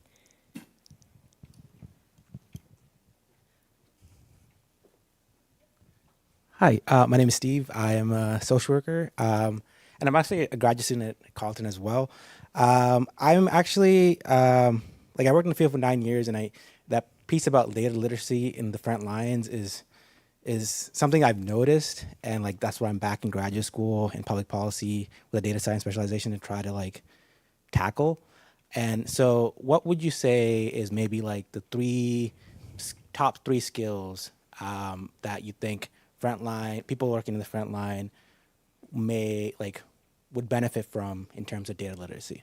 Oh. Anne, I'm thinking Anne might be able to answer this because you've already done training in your own organization. Is there a top three that you like your colleagues to have? So I would say this is more about a self-awareness piece, but teaching folks enough about data literacy so that they know that they don't know much. Because I think one of the things that we did, so early on we did a little assessment quiz to see where folks were at in terms of data literacy. And in general, folks were like, yep, I'm data literate. But after they took the test, they thought, oh, well, I never thought about X, Y, and Z. They didn't know enough to know to question themselves. So I think that even that awareness is pretty critical. In terms of which skills, I'd say it really depends, because we've got in our organization people who work with raw data, and the skills they need are a little different than the skills of people who are working with aggregated data, summary data that has been delivered to them. And they do need, I think, slightly different skills. So what I'm doing with data literacy training, I'm starting with simple, tangible things like, how do you interpret a graph? How do you represent data graphically? I'm working up to things like, what are different kinds of data? Qualitative, quantitative, and what are their strengths and weaknesses or limitations? This, as I mentioned before, I think really started to foster more of a culture of discussion. So they started to think, I need to question how I'm understanding data. And that has been, I would say, the most important piece, rather than specific skills, because again, it's, I think, role dependent when you're talking of specific skills. Thank you. That's great. We have a question from online. The panel highlights the need for data capacity, but it happens at an extremely tough job market for analysts. What can we do to keep supporting this work? My initial response to that is we need to put it in our budgets. Like, it can't be an afterthought. It has to be a priority. It has to be included. But of course, yeah, we're looking at a time of austerity and likely contraction for a lot of organizations. Does anyone else want to respond to that question? Like, how can we prioritize this work within our workforce? I can try to answer that question. So big picture, a lot of our data work in the past, we've sort of really made the argument that if you want to do good data work, it needs to be woven in throughout your organization, strategic plan downwards, right? So that it's always top of mind and something that you're working on. But in terms of like this particular piece, what can we do in a time of austerity? Often most organizations don't have quantitative, qualitative researchers or analysts on staff. Like, that's just not a reality for many nonprofits. It's usually the frontline worker who does the intakes, that's also collecting the data, and then it's usually the manager who's inputting it in data collections somewhere, and maybe they got $30,000 from a project grant to be able to analyze that data at some point. We collect way more data than we can ever process as a sector on the front lines. We, even ONN, sometimes our survey, we ask way too much than we can process and give back. And so it goes back to, the first question around building capacity of those that are already on your team to do these cross-function pieces, and continuously making that argument why this work is important, on top of making sure it's sort of woven in throughout your strategic plan. And having run a support agency in the arts, I'm going to do the pitch for the ONNs of the world.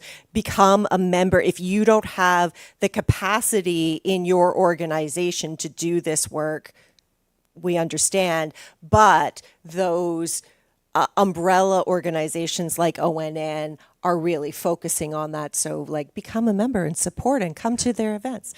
Yeah, well, and not just us, but like Feed Ontario, right? Yeah. Like, they're massive. They do a lot of that work. Volunteer there's so many good there are so infrastructure many organizations that pool risk, pool resources to be able to do the work. So not everyone is independently paying $10,000, right? Yeah. So. Yeah.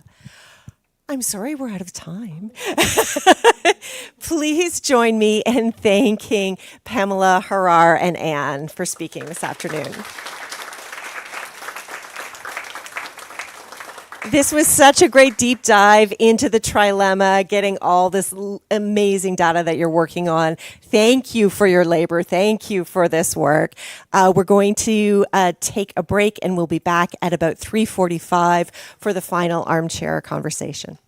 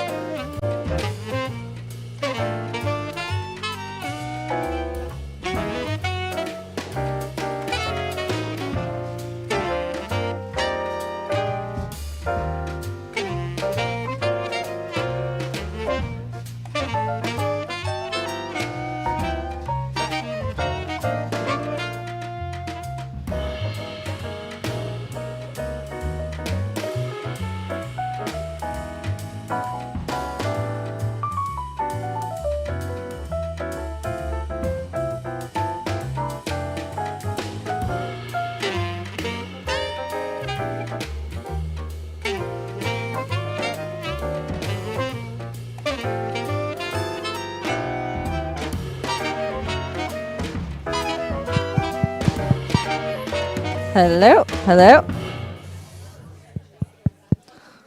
Good. Okay, so welcome back, everyone. We are going to recommence the afternoon with our last session, which is an armchair discussion. As I said earlier, we're going to be starting off with Alexa Briggs and Lane Johnson, and then moving over to MP Ryan Turnbull. So I'll let them introduce themselves. Alexa's got some funny jokes for you all. So Alexa, can you please come to the stage, and Lane as well.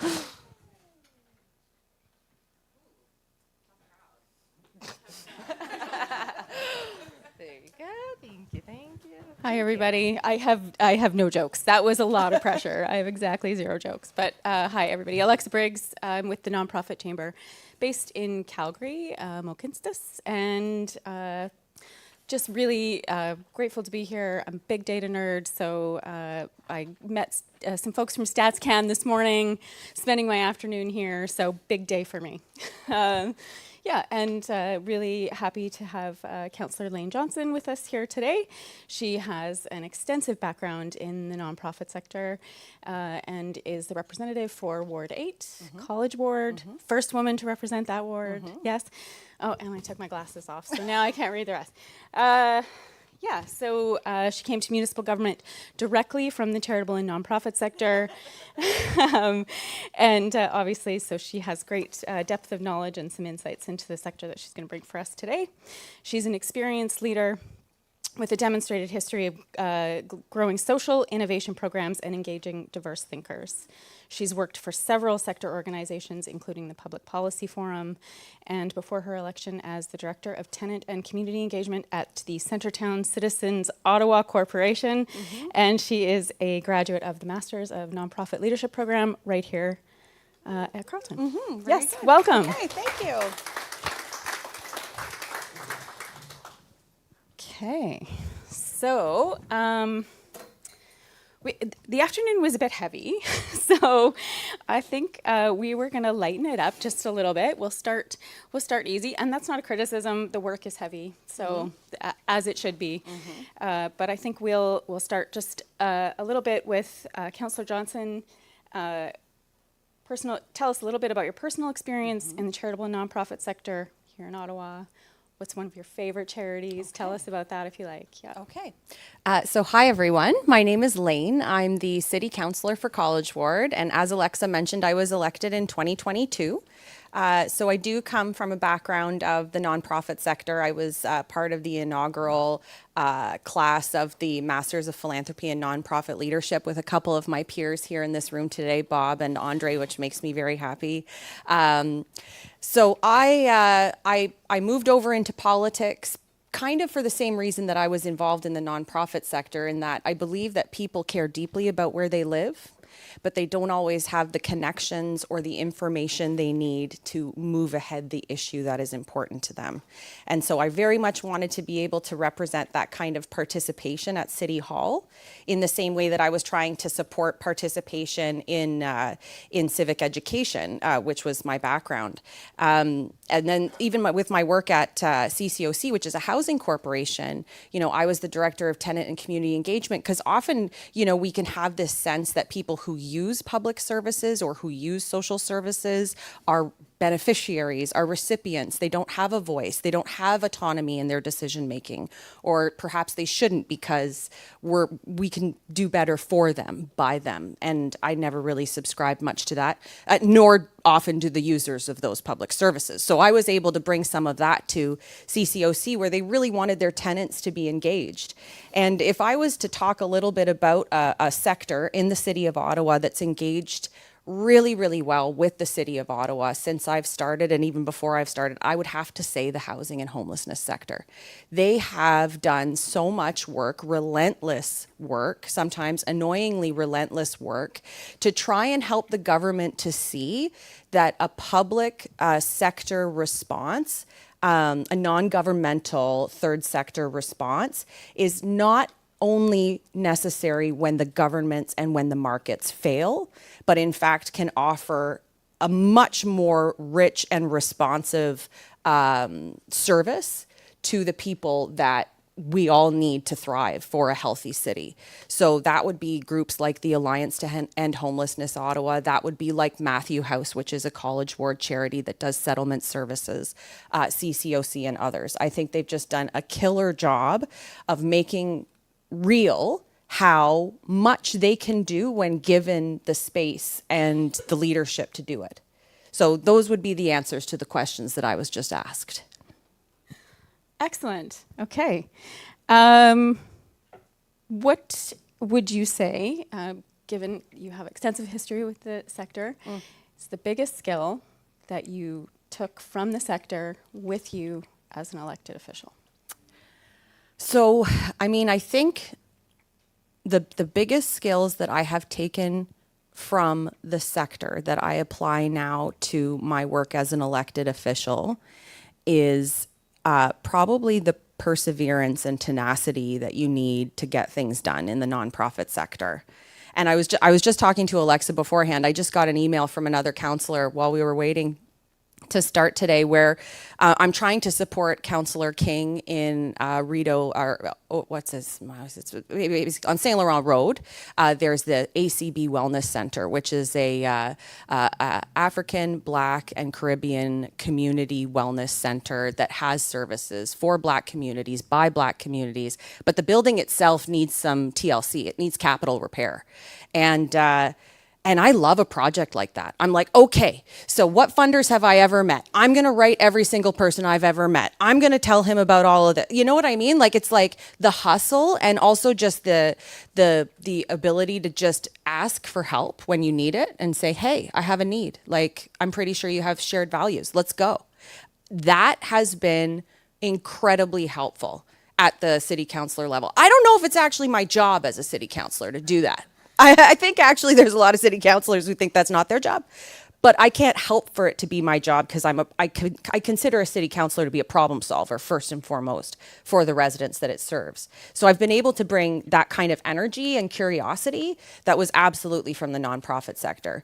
And also just like the simple phrase, how might we? You know, how might we, instead of a yes or no, when you're dealing with a different type of person that thinks differently from you? I learned that from the nonprofit sector too. So if you're getting that no, or if you're getting that, I don't think that's possible, you're inviting someone into a different conversation when you're saying, well, how might we look at this differently together? Are there things I haven't considered? And it's like just a little word trick that I've used with definitely my counselor colleagues. And it's been really, really interesting. I've been really good at navigating that, you know, middle road, independent thinker, because I am curious about how different sides see the issue. And if I can find a middle ground, for some that might feel like, you know, a compromise too far.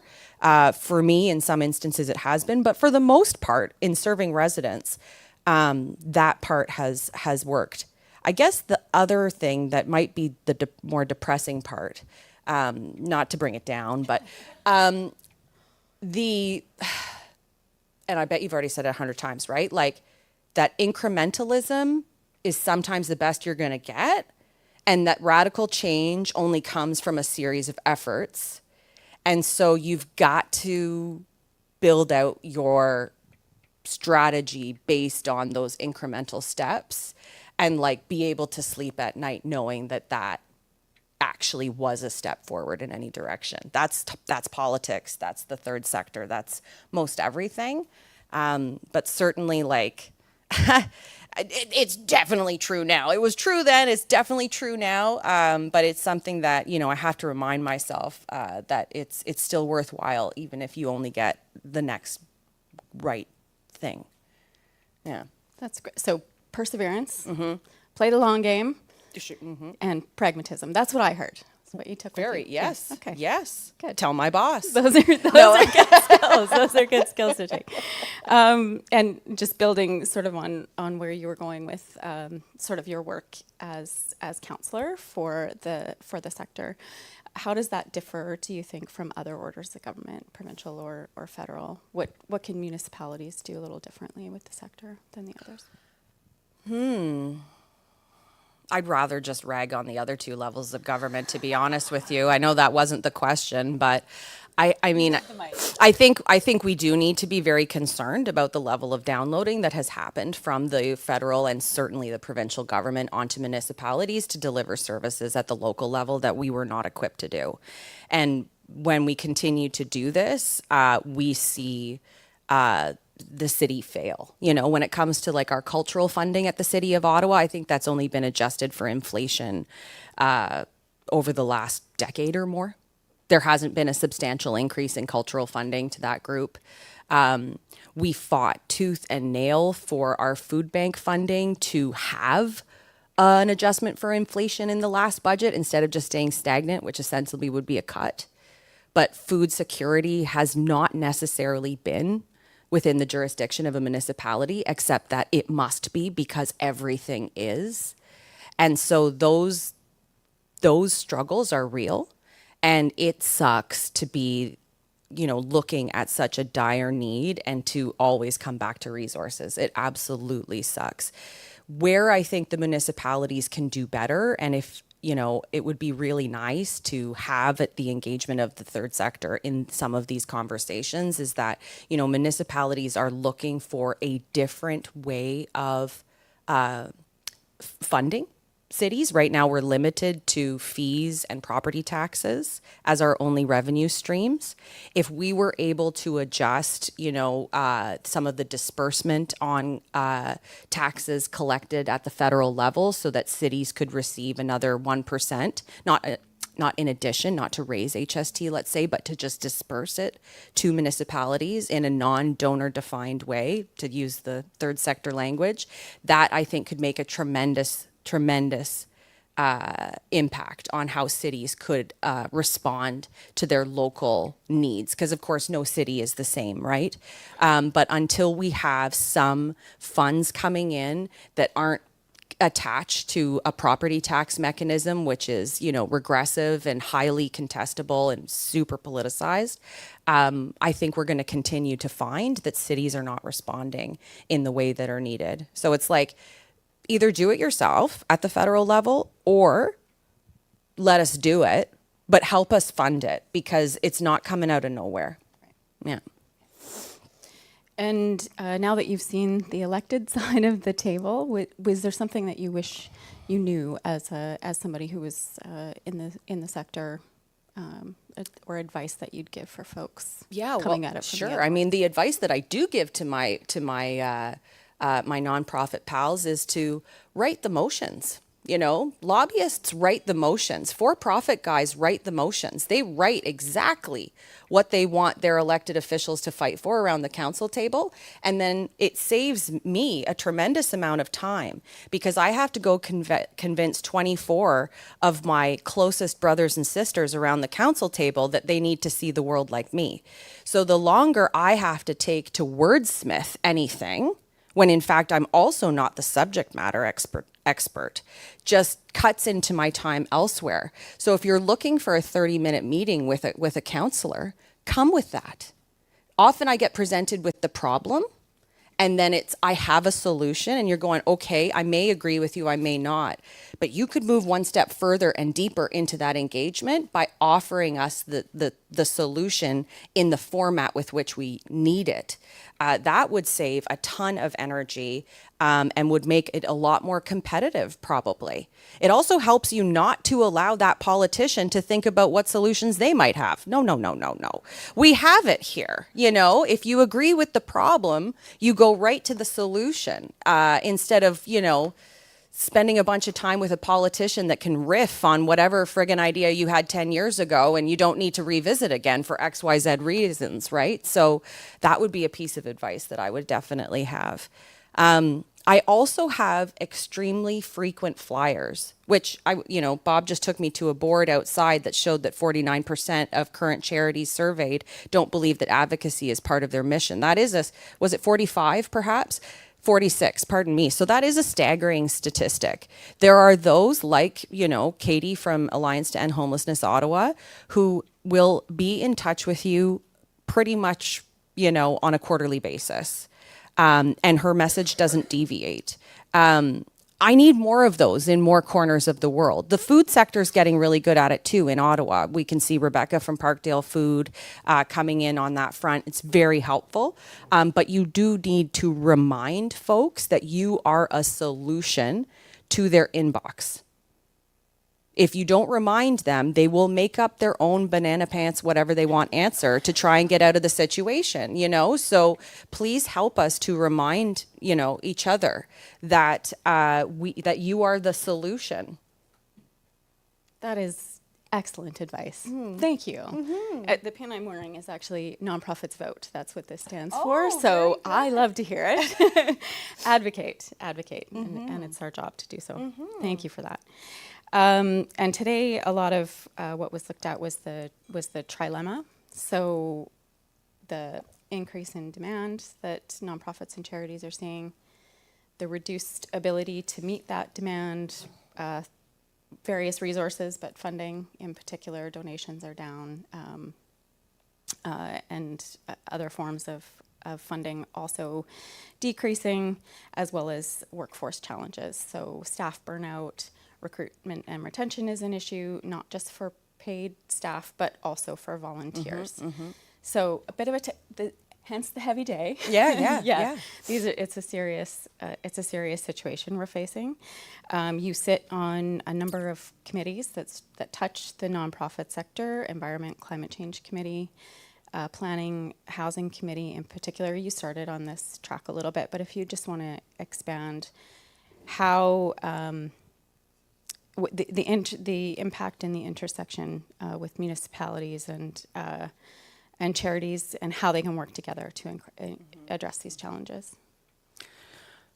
Well, I mean, I was thinking about that question a little bit, and I mean, I would rather the group answer my question on that, because I think there's probably a lot of wisdom in the room.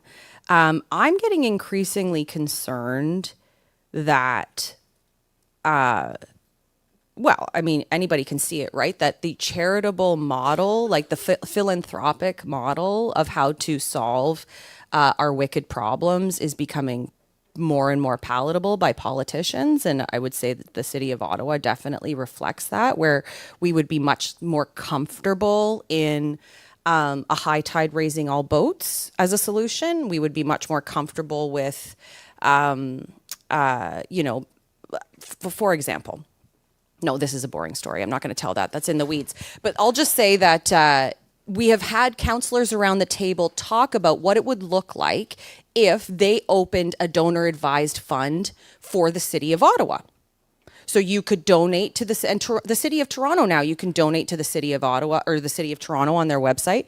And they were saying, well, what would it look like if we allowed for people to just donate right to the city of Ottawa as a way of raising revenues for issues that are important to them?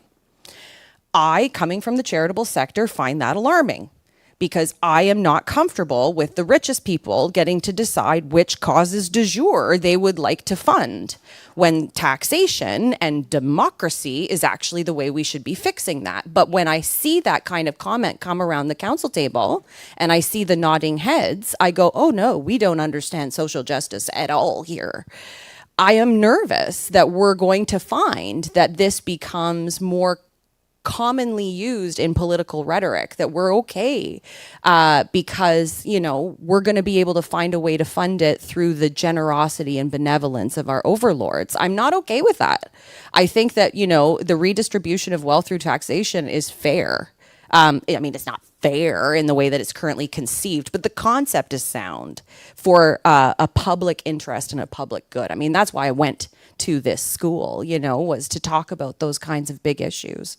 So when it comes to things like environment and climate change, for example, which is one of the committees I sit on, I can see a real rift, you know, politically there.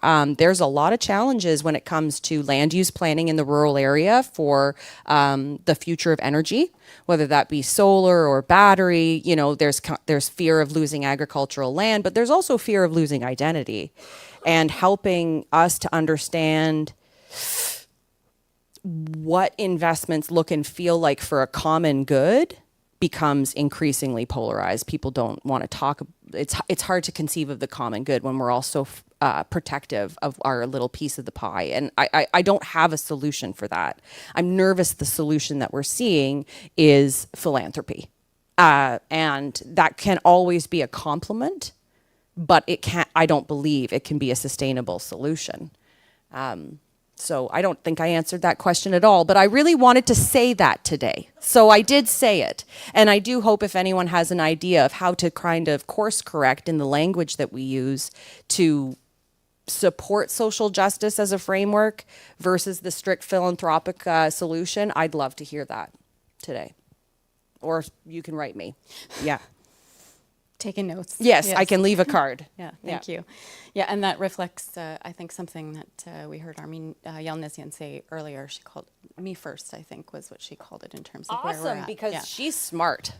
So if I sounded like her, I'm in. It was a similar sentiment. Okay, and That's last question, and Yes. then we'll turn to folks in the room. So start thinking now if you have some questions for the counselor.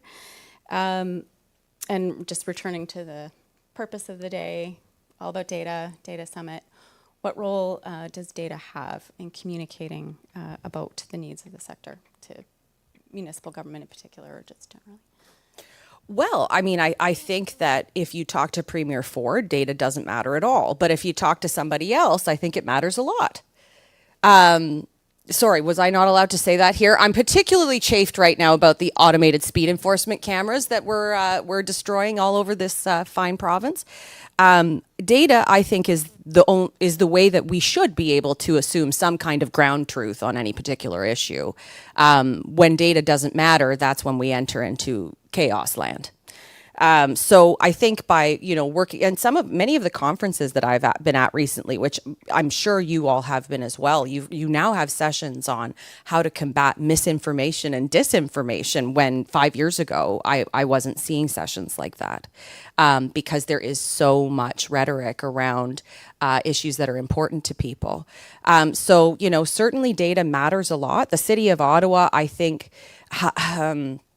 well, curiously, the City of Ottawa, in one way, was really good. They accessed something, the Bloomberg Data Cities program that is for municipalities across North America, where those consultants from Bloomberg can assist cities from all over the continent support their more data-driven decision-making. On the one hand, I think that's fabulous. On the other hand, that makes me a little anxious that we outsource something like our data solutions. However, we are continuing to learn more about that. I think that we absolutely need to be able to underpin our decisions with data and evidence. But in my job as a politician now, there is always the emotional persuasion of a particular argument. And I can become disillusioned with how many of my colleagues can come into a council and committee meeting already having their minds made up on a particular issue, and then you've got like 15 delegates that are all lined up to tell them, things that ostensibly they don't know, but they don't need to know because they already know what they're going to do. I find that a little disturbing sometimes, but I think it becomes even more important to be, collecting that data, validating it with your partners, being creative about the angles that we face. Without a doubt, when I talk about the province and even the City of Ottawa, data sets that are around employment and around the economic development of disenfranchised communities versus the actual social justice of their, economic participation, those are very compelling data points now, right? So there is always a particular way to present your data for your audience that I think matters a lot. And I'd certainly try to do that as well. So I'm really pleased that we're having this summit today. I'm really glad to have been invited, most certainly. And I'm really amazed that all of you stuck around to the end of the day when it's been, quite rainy. And I appreciate that immensely. Oh, we're very glad to have you here. Really, really good insights, lots of good takeaways. Does anybody have questions? And if you could just introduce yourself and then your question so that everybody can hear you. It's a sleepy time. Yeah. Would anyone like to answer my question? I would put that back out there too. If anyone had any ideas about the social justice versus the charitable model arguments for why we should do good things, I'd love to hear them too.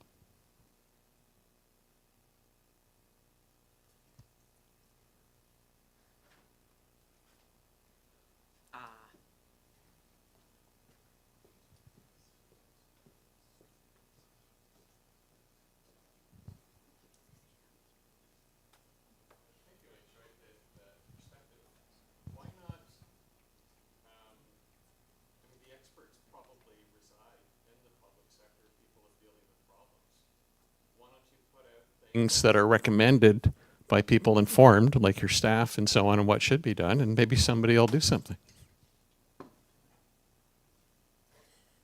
I don't entirely understand. Well, from a funding perspective, like I agree. What do people that made their living doing something totally unrelated to social service? They don't understand the nuances. They don't have the local context of the organizations.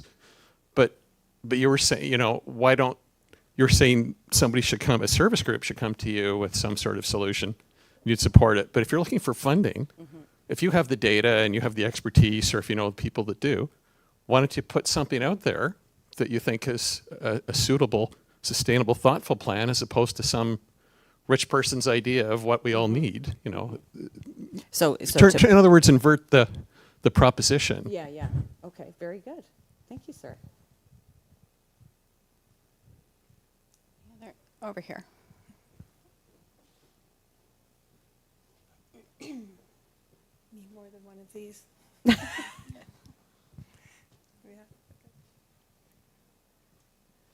Hi, I'm Andrea with Community Foundations of Canada. Nice to meet you. I'm wondering about examples that exist in other municipalities and whether or not there's an opportunity to spotlight those. So one municipality I'm aware of was looking to raise taxes. To your earlier point, that's one of the revenue streams and the only one that municipalities can really control to a certain extent. And what they did was they turned to the Community Foundation and said, listen, we're thinking about doing this, but through your data report called Vital Signs, we've learned about things like living wage and the true economy and economic impact that is happening in our community.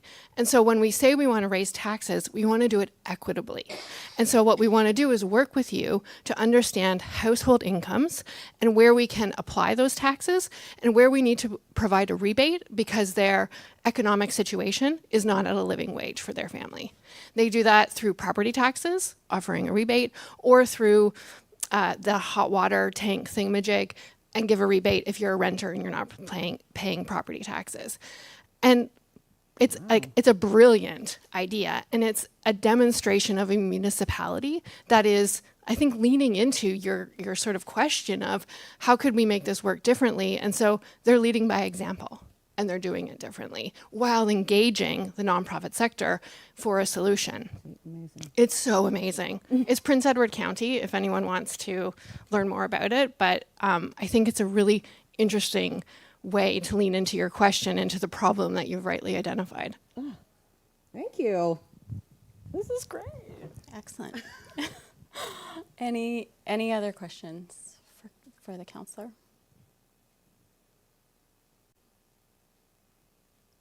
Okay, well, I think we'll take a quick 5 probably before we welcome the MP, but please join me in thanking Councillor Johnson for her time and her expertise and her knowledge. Thank you.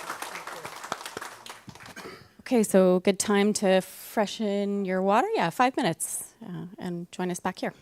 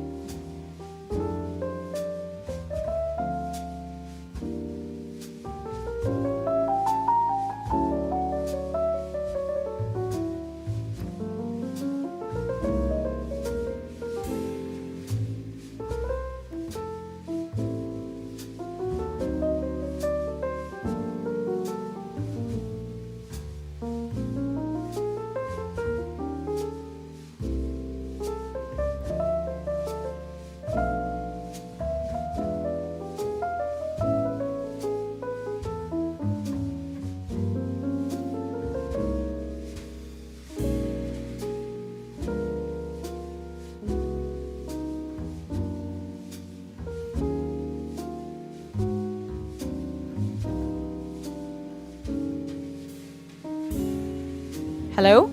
Hi. Welcome back. Thanks so much, folks. So very pleased to welcome Whitby, Ontario MP Ryan Turnbull, who came straight from Parliament to join us. So, so yes, thank you. Thank you for making the extra effort. He has been an elected representative since 2019, held several portfolios, most recently the Parliamentary Secretary to the Minister of Finance and National Revenue. He also founded the Social Innovation Caucus, which I think reflects a deep commitment reflects a deep commitment to cross-sectoral solutions and collaboration. Before entering politics, Ryan founded and led Eco-Ethonomics. Did I say? Yes, I practiced. A consulting organization dedicated to working with charities, nonprofits, and government bodies to design projects that address urgent social challenges. So quite thrilled to have another elected representative to join us who has deep ties to charities and nonprofits to share his wisdom and experience with us all. So we'll just dive right in. Sounds good. Okay. Great to be here. Yeah, thanks so much for joining us. So lots of personal experience, obviously. And before entering politics, you founded the social enterprise Eco-Ethonomics, which you have 350 case studies of working with charities and nonprofits to ensure they have secure and stable revenue streams. Love to hear about one of those examples, or two if you just want to expand on those. Yeah, maybe so I spent most of I started out by starting a company that the idea was to bring a new ethics to the economy. And so I started working with nonprofits and charities, predominantly in the community I grew up in, which was Brampton. I worked with a local halfway house for federal offenders named St. Leonard's Place Peel. So it's where I started. I often use this story to illustrate where I started, because my dad was a homicide detective and police officer, was on the board of this organization, which was kind of unusual for a police officer to see that gradual release and community corrections could result in safer communities. It was a good investment of taxpayer dollars. But what I really enjoyed about my ongoing work with that organization was we developed 3 different social enterprises to employ men who were federally incarcerated and coming out of prison. And that really was a stepping stone for them to start to feel included in the economy once again, and get their sort of lives back on track, repair relationships with families, really be productive, law-abiding citizens. And so that took a number of years to develop those social enterprises. We had a cleaning and moving business, we had a catering business, and we had a wood shop that made furniture.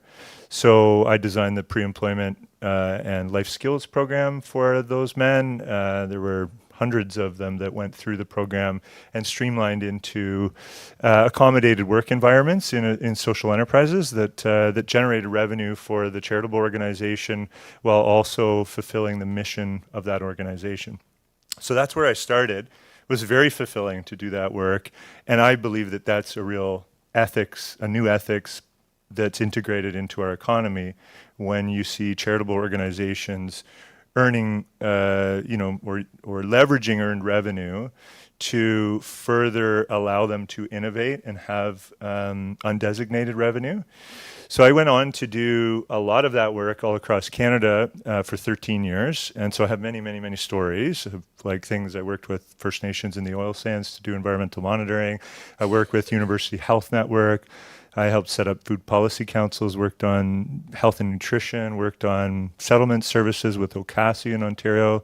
That's the Ontario Coalition of Agencies Serving Immigrants. Lots and lots and lots of different projects in different spaces, from gender-based violence prevention to YWCA Hamilton. We worked with them to start a social enterprise in downtown Hamilton that employed women who were fleeing domestic violence to work at the Table social enterprise, which is a catering business that did wholesale baking as well, which is, the wholesale baking was actually what made that social enterprise eventually sustainable, financially, I mean. And so I've always believed that the charitable sector is a part of the economy, that that it is often under-recognized. And the thing that's framed my entire career, and this is the reason I got into politics, by the way, is that policy never really recognized the role that charitable sector plays to the degree that we need to. And what I found was the organizations that were innovating with the least resources, most committed to social and environmental impact, were the least resourced organizations. And I just always found that to be a great injustice. Probably a lot of people in this room resonate with that sentiment. I wondering what you would say to social innovation, social enterprise seems to be having a bit of a resurgence.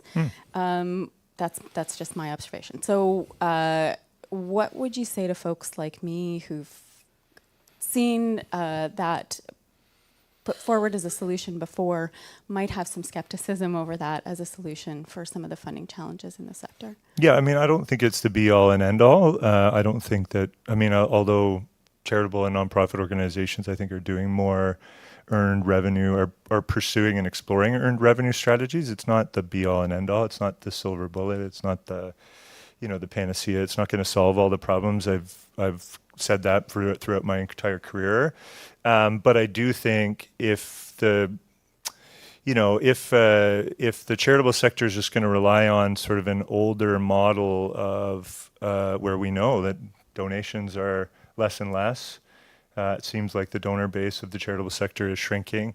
We see less and less core funding, all project-based. Obviously, you're living sort of, month to month or year to year in terms of what grants you can secure. It's not really a sustainable model. So, I mean, I'm all about how do we think about systems change? How do we leverage the incredible social capital within the charitable nonprofit sector? But how do we do it in a way that we can build long-term sustainability for the kinds of work and strategies that the nonprofit sector brings to the table? I don't have the answer to that yet, but I'm definitely open to having those discussions. But I think, so I understand the skepticism. I think it's incredibly exciting at the same time, and it's okay to be somewhat skeptical. I've worked with a lot of charities and their boards who were skeptical at first and did some of that work, and some were successful and some weren't. And I think that's okay. We got to try and fail and learn and continue to explore new strategies. Yeah, that's great. Yeah. Thank you. And sort of on upcoming funding challenges. The T word, tariffs.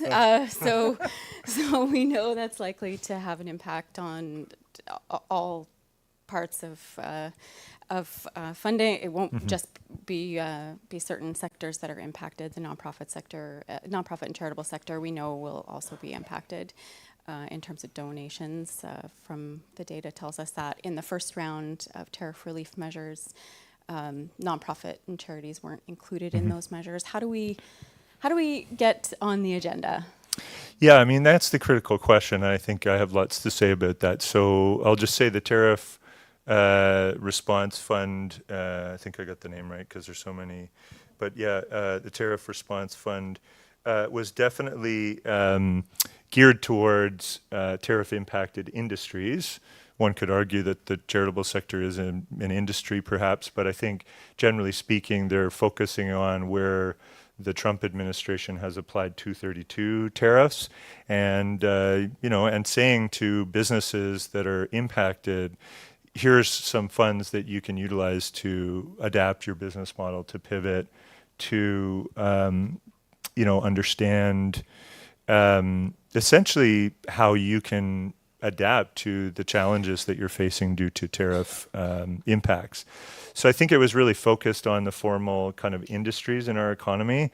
And again, I'm one to advocate for the charitable sector to be considered a part of the economy because it plays a key role. I think, though, from a federal government perspective, like I went from this space for 13 years to being in the federal government for the last 6 years in the governing party. So I know how the things work on Parliament Hill. I know what the government narrative is.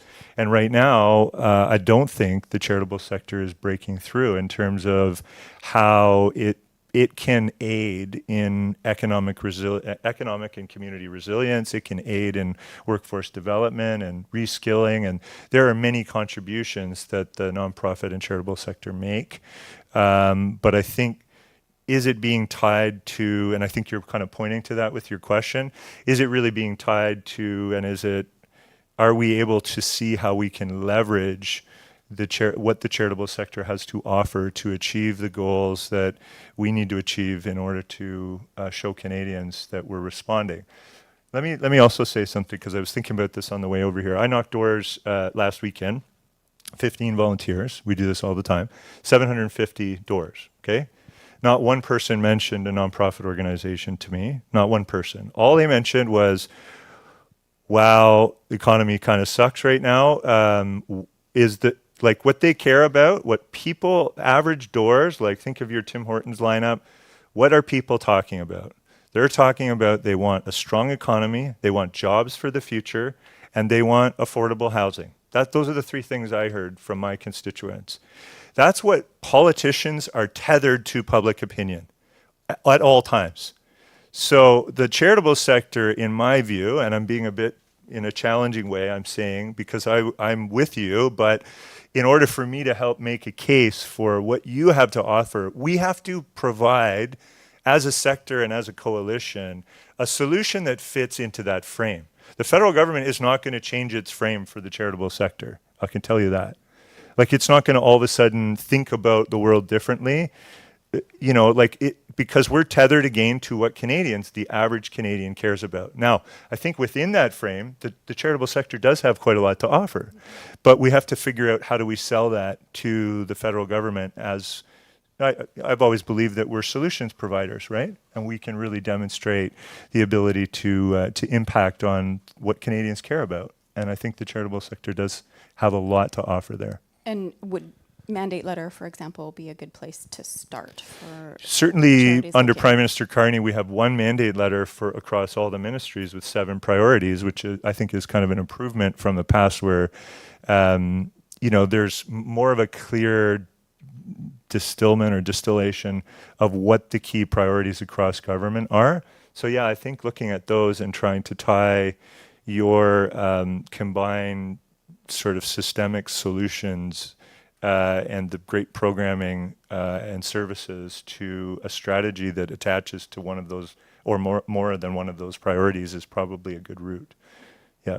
And I think that pivots nicely into the last question I'm going to ask, and then we'll open it up to other questions. Yeah. What role can people in this room play in helping the federal government better understand and respond to the evolving challenges and opportunities within Canada's social sector?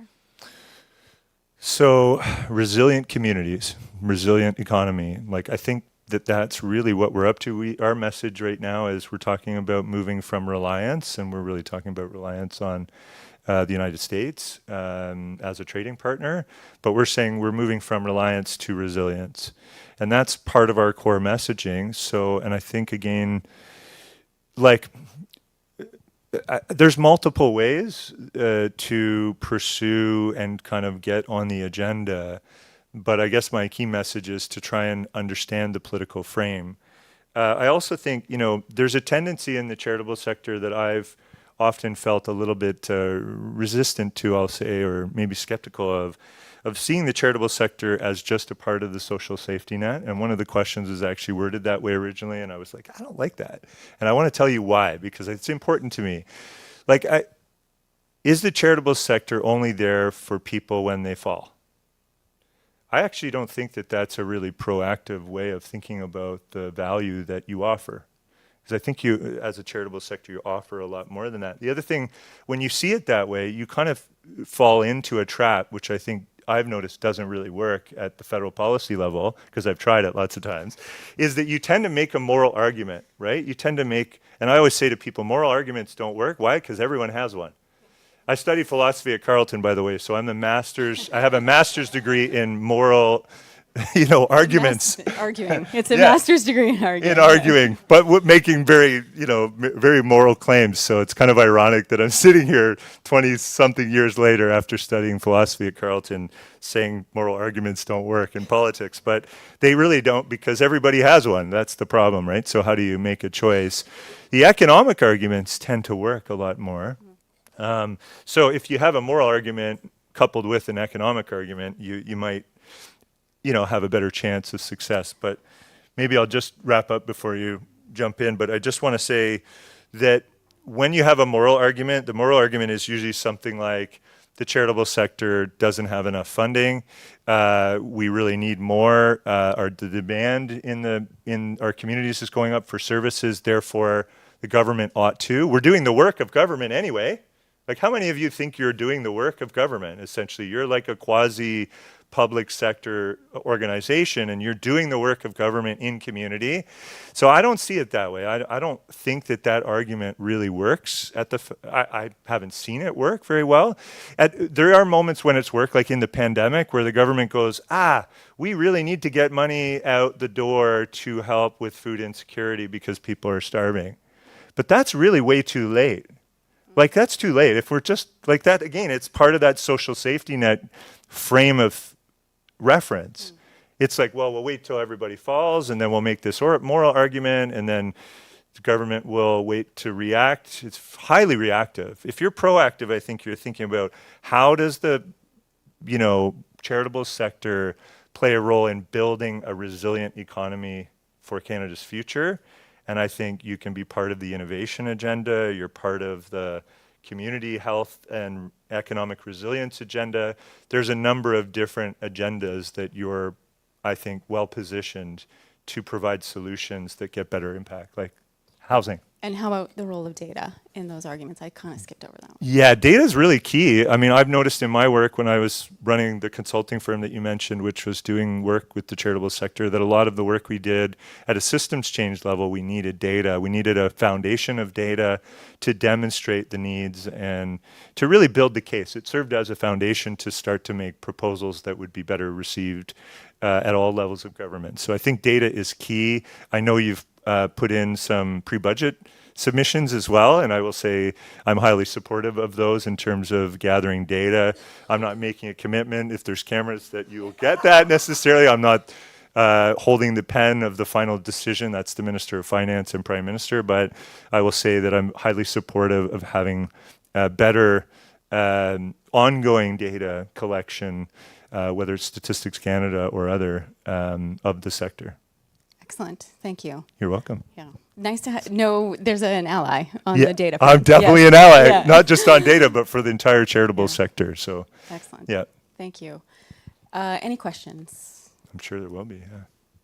I hope I've stimulated some questions. Hi, my name's Don McRae. I work from for Imagine the Canada? Or no, oh, not okay, quite. sorry. Volunteer Canada. Oh, nice. But I worked in the federal government for over 30 years with nonprofits and charities. We just got results of a survey which said that volunteering from Canadians went from 41% in 2018 to 31% in 2023. A loss of 500 million hours.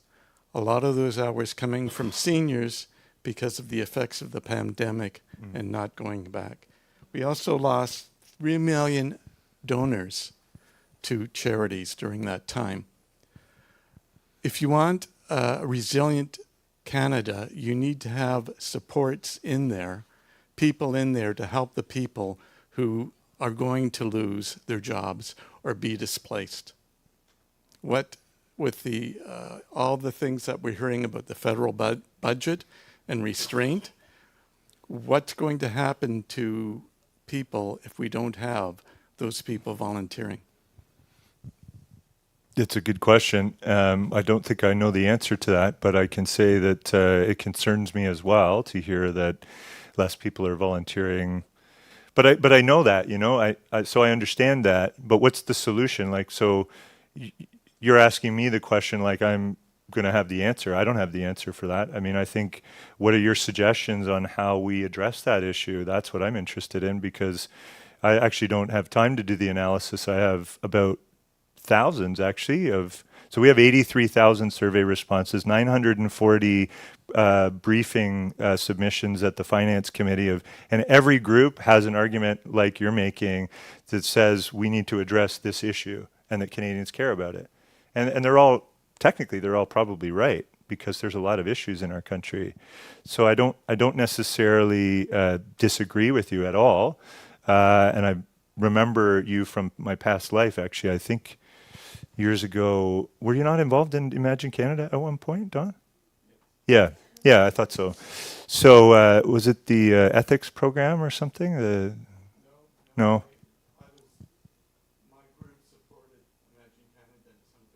Okay, yeah.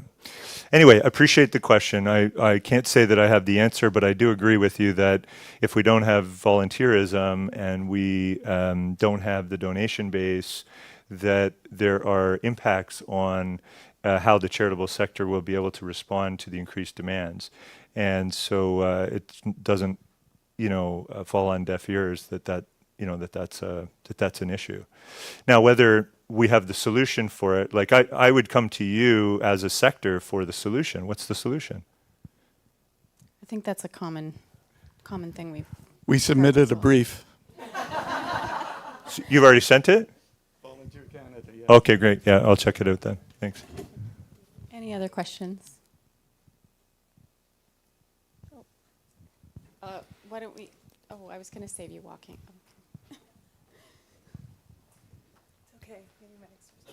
Hi there, my name is Rebecca. I'm with Carleton University, a graduate of the Master in Philanthropy program. Nice. And I've done a lot of door knocking in my day, political door knocking. Nice. So I have a little bit of a reaction to your statement that nobody cares about this at the doors.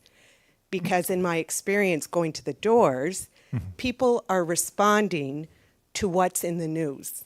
So if the charitable sector is not in the news, you're not asking for it. So when Ryan turns up at the doors, they're seeing tariffs, they're seeing something else. And unless people are asked about it, it's not top of mind, so it doesn't become a political priority. So I guess my question is, how much weight is put in this informal political polling that's done in between elections? And how do we get this on the political agenda during an election? How do we get it in each one of the party books, the policy books that go out? Yeah, I guess, so I'm not saying that it's not important to people. I'm saying it's important to people through the issues that they care about. So they care about employment. They care about employment. I heard it over and over and over again at the doors in my riding. Moms and dads saying, my son or daughter needs to find a job. Or I'm worried about the cost of living. So how does the charitable sector attach itself and its value to some of those things that Canadians care about? So that's my message to you, is that I'm not saying that people don't care about the charitable sector, but they don't talk about it as if the charitable sector is the thing that really matters. It's housing. It's the housing crisis. It's jobs for their kids, right? So if you're offering solutions to the federal government on how to address those issues, we're going to be highly receptive to that. Like, I can give you an example. So is it okay? Because I don't know if we're running out of time. No, we'll have time for one more question and then we'll call it. But I think that gets to the heart of her question there, is then how do we get on that agenda? Yeah. So at one point, few years ago, we were having conversations about the housing crisis in this country, and we organized a caucus call with the Cooperative Housing Federation of Canada. So there hadn't been any federal housing cooperatives in, I think, close to 30 years.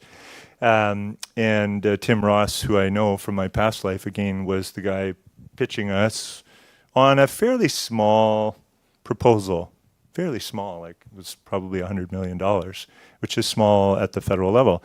And I called him after and I said, Tim, you got to give us, people care about affordable housing right now, and you're in a position as an organization to bring a whole coalition of housing providers across this country to solve or help solve a federal government issue that is a major issue Canadians care about. Give us a big, bold proposal that's at least $1 billion. So they went back and they pulled together a proposal for $1.5 billion, and we got that in the federal budget. We got the commitment to that. That money is rolling out through CHF Canada. So that's what works. And I'm telling you what works. I'm not saying that, like, I don't want you to hear what I said as if I don't care or nobody cares. That's not what I'm saying.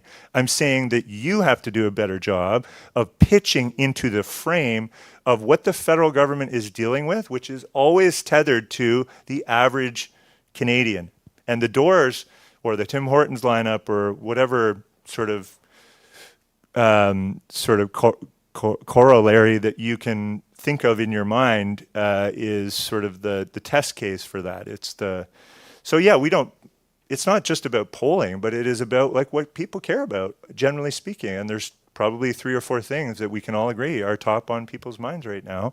And that's really what the federal government is focused on. And that's not going to change.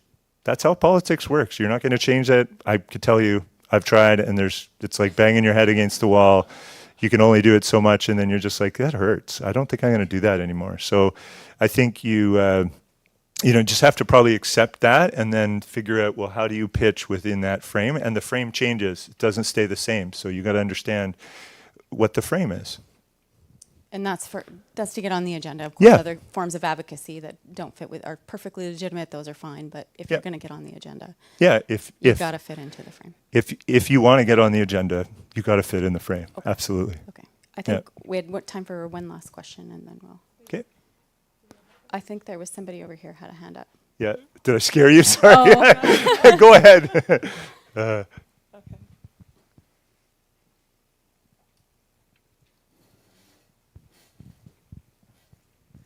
My question's a bit of a philosophical one. My name's Megan from Volunteer Canada, and I'm curious a little bit about, you've talked about the public's interest and what the public's paying attention to. Mm-hmm.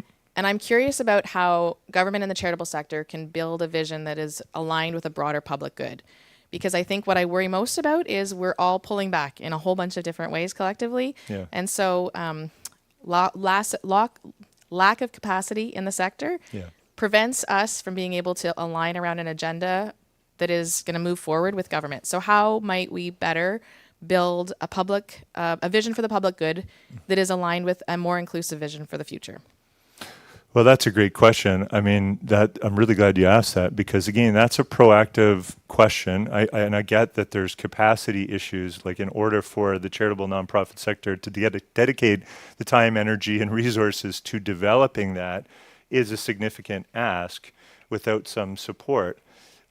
I mean, I've for years have advocated inside the federal government for sort of a policy team or maybe it's not a ministry, but maybe it's like a unit within a ministry that is really one window for the charitable nonprofit sector to engage and interface with, which I think would really help. And then there would be, an ability to probably open up a dialogue that could focus on, as you say, sort of planning for how do we achieve things that are in the public interest together. That's been the story of my life and career in politics, is trying to make that happen. The challenge I find now is that I don't have enough time split between so many different things. I don't have enough time to coordinate outside the folks and stakeholders outside of government, which I really enjoyed doing for most of my career, is sort of working to pull people together and consult and engage them and build strategies that were highly integrated and could get greater impact and innovate within that, right? So to me, that excites the heck out of me. And yet I also know there's no one window in the federal government. And I think that's a key challenge, right? It's like, well, where do we go? Are we going to social development? Are we going to, I don't know, ISED? No. Are we going health? So I think that's a key issue, and it's been on the list of things to try and deal with for years that we've talked about. So it'd be great if the charitable sector aligned and said, we really want that. Like, we want one place to interface in government and really work on policies that can enable the charitable sector. I think that would be great. Why are you smiling? Everyone's smiling, I'm looking at Bob, but, but it is an Imagine Canada charity. Awesome. Yeah. Thank you very much. My pleasure. That was excellent. Very Thanks insightful. for having me. Yes. Yeah. Thank you. I think Callie will come back for closing. Yeah.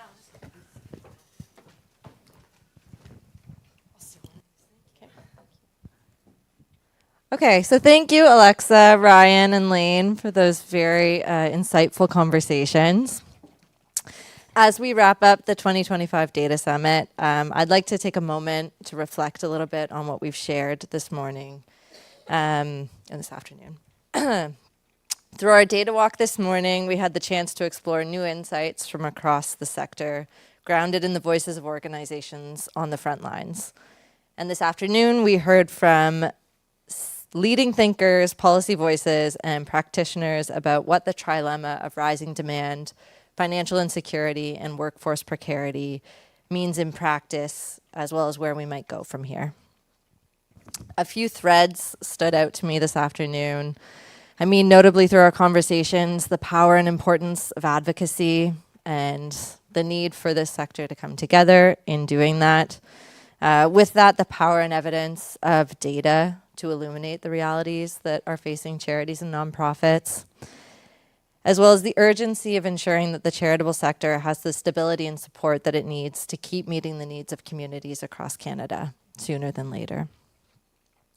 I would like to extend my sincere thanks to all of our speakers and panelists for sharing their time and expertise, to our advisory committee and to our funders for all of their support, and to my colleagues on the CICP team who have worked so hard to make today possible. Finally, thank you to all of you in this room and online for being part of this conversation with us today. The work of the charitable sector is complex and challenging, but also profoundly hopeful.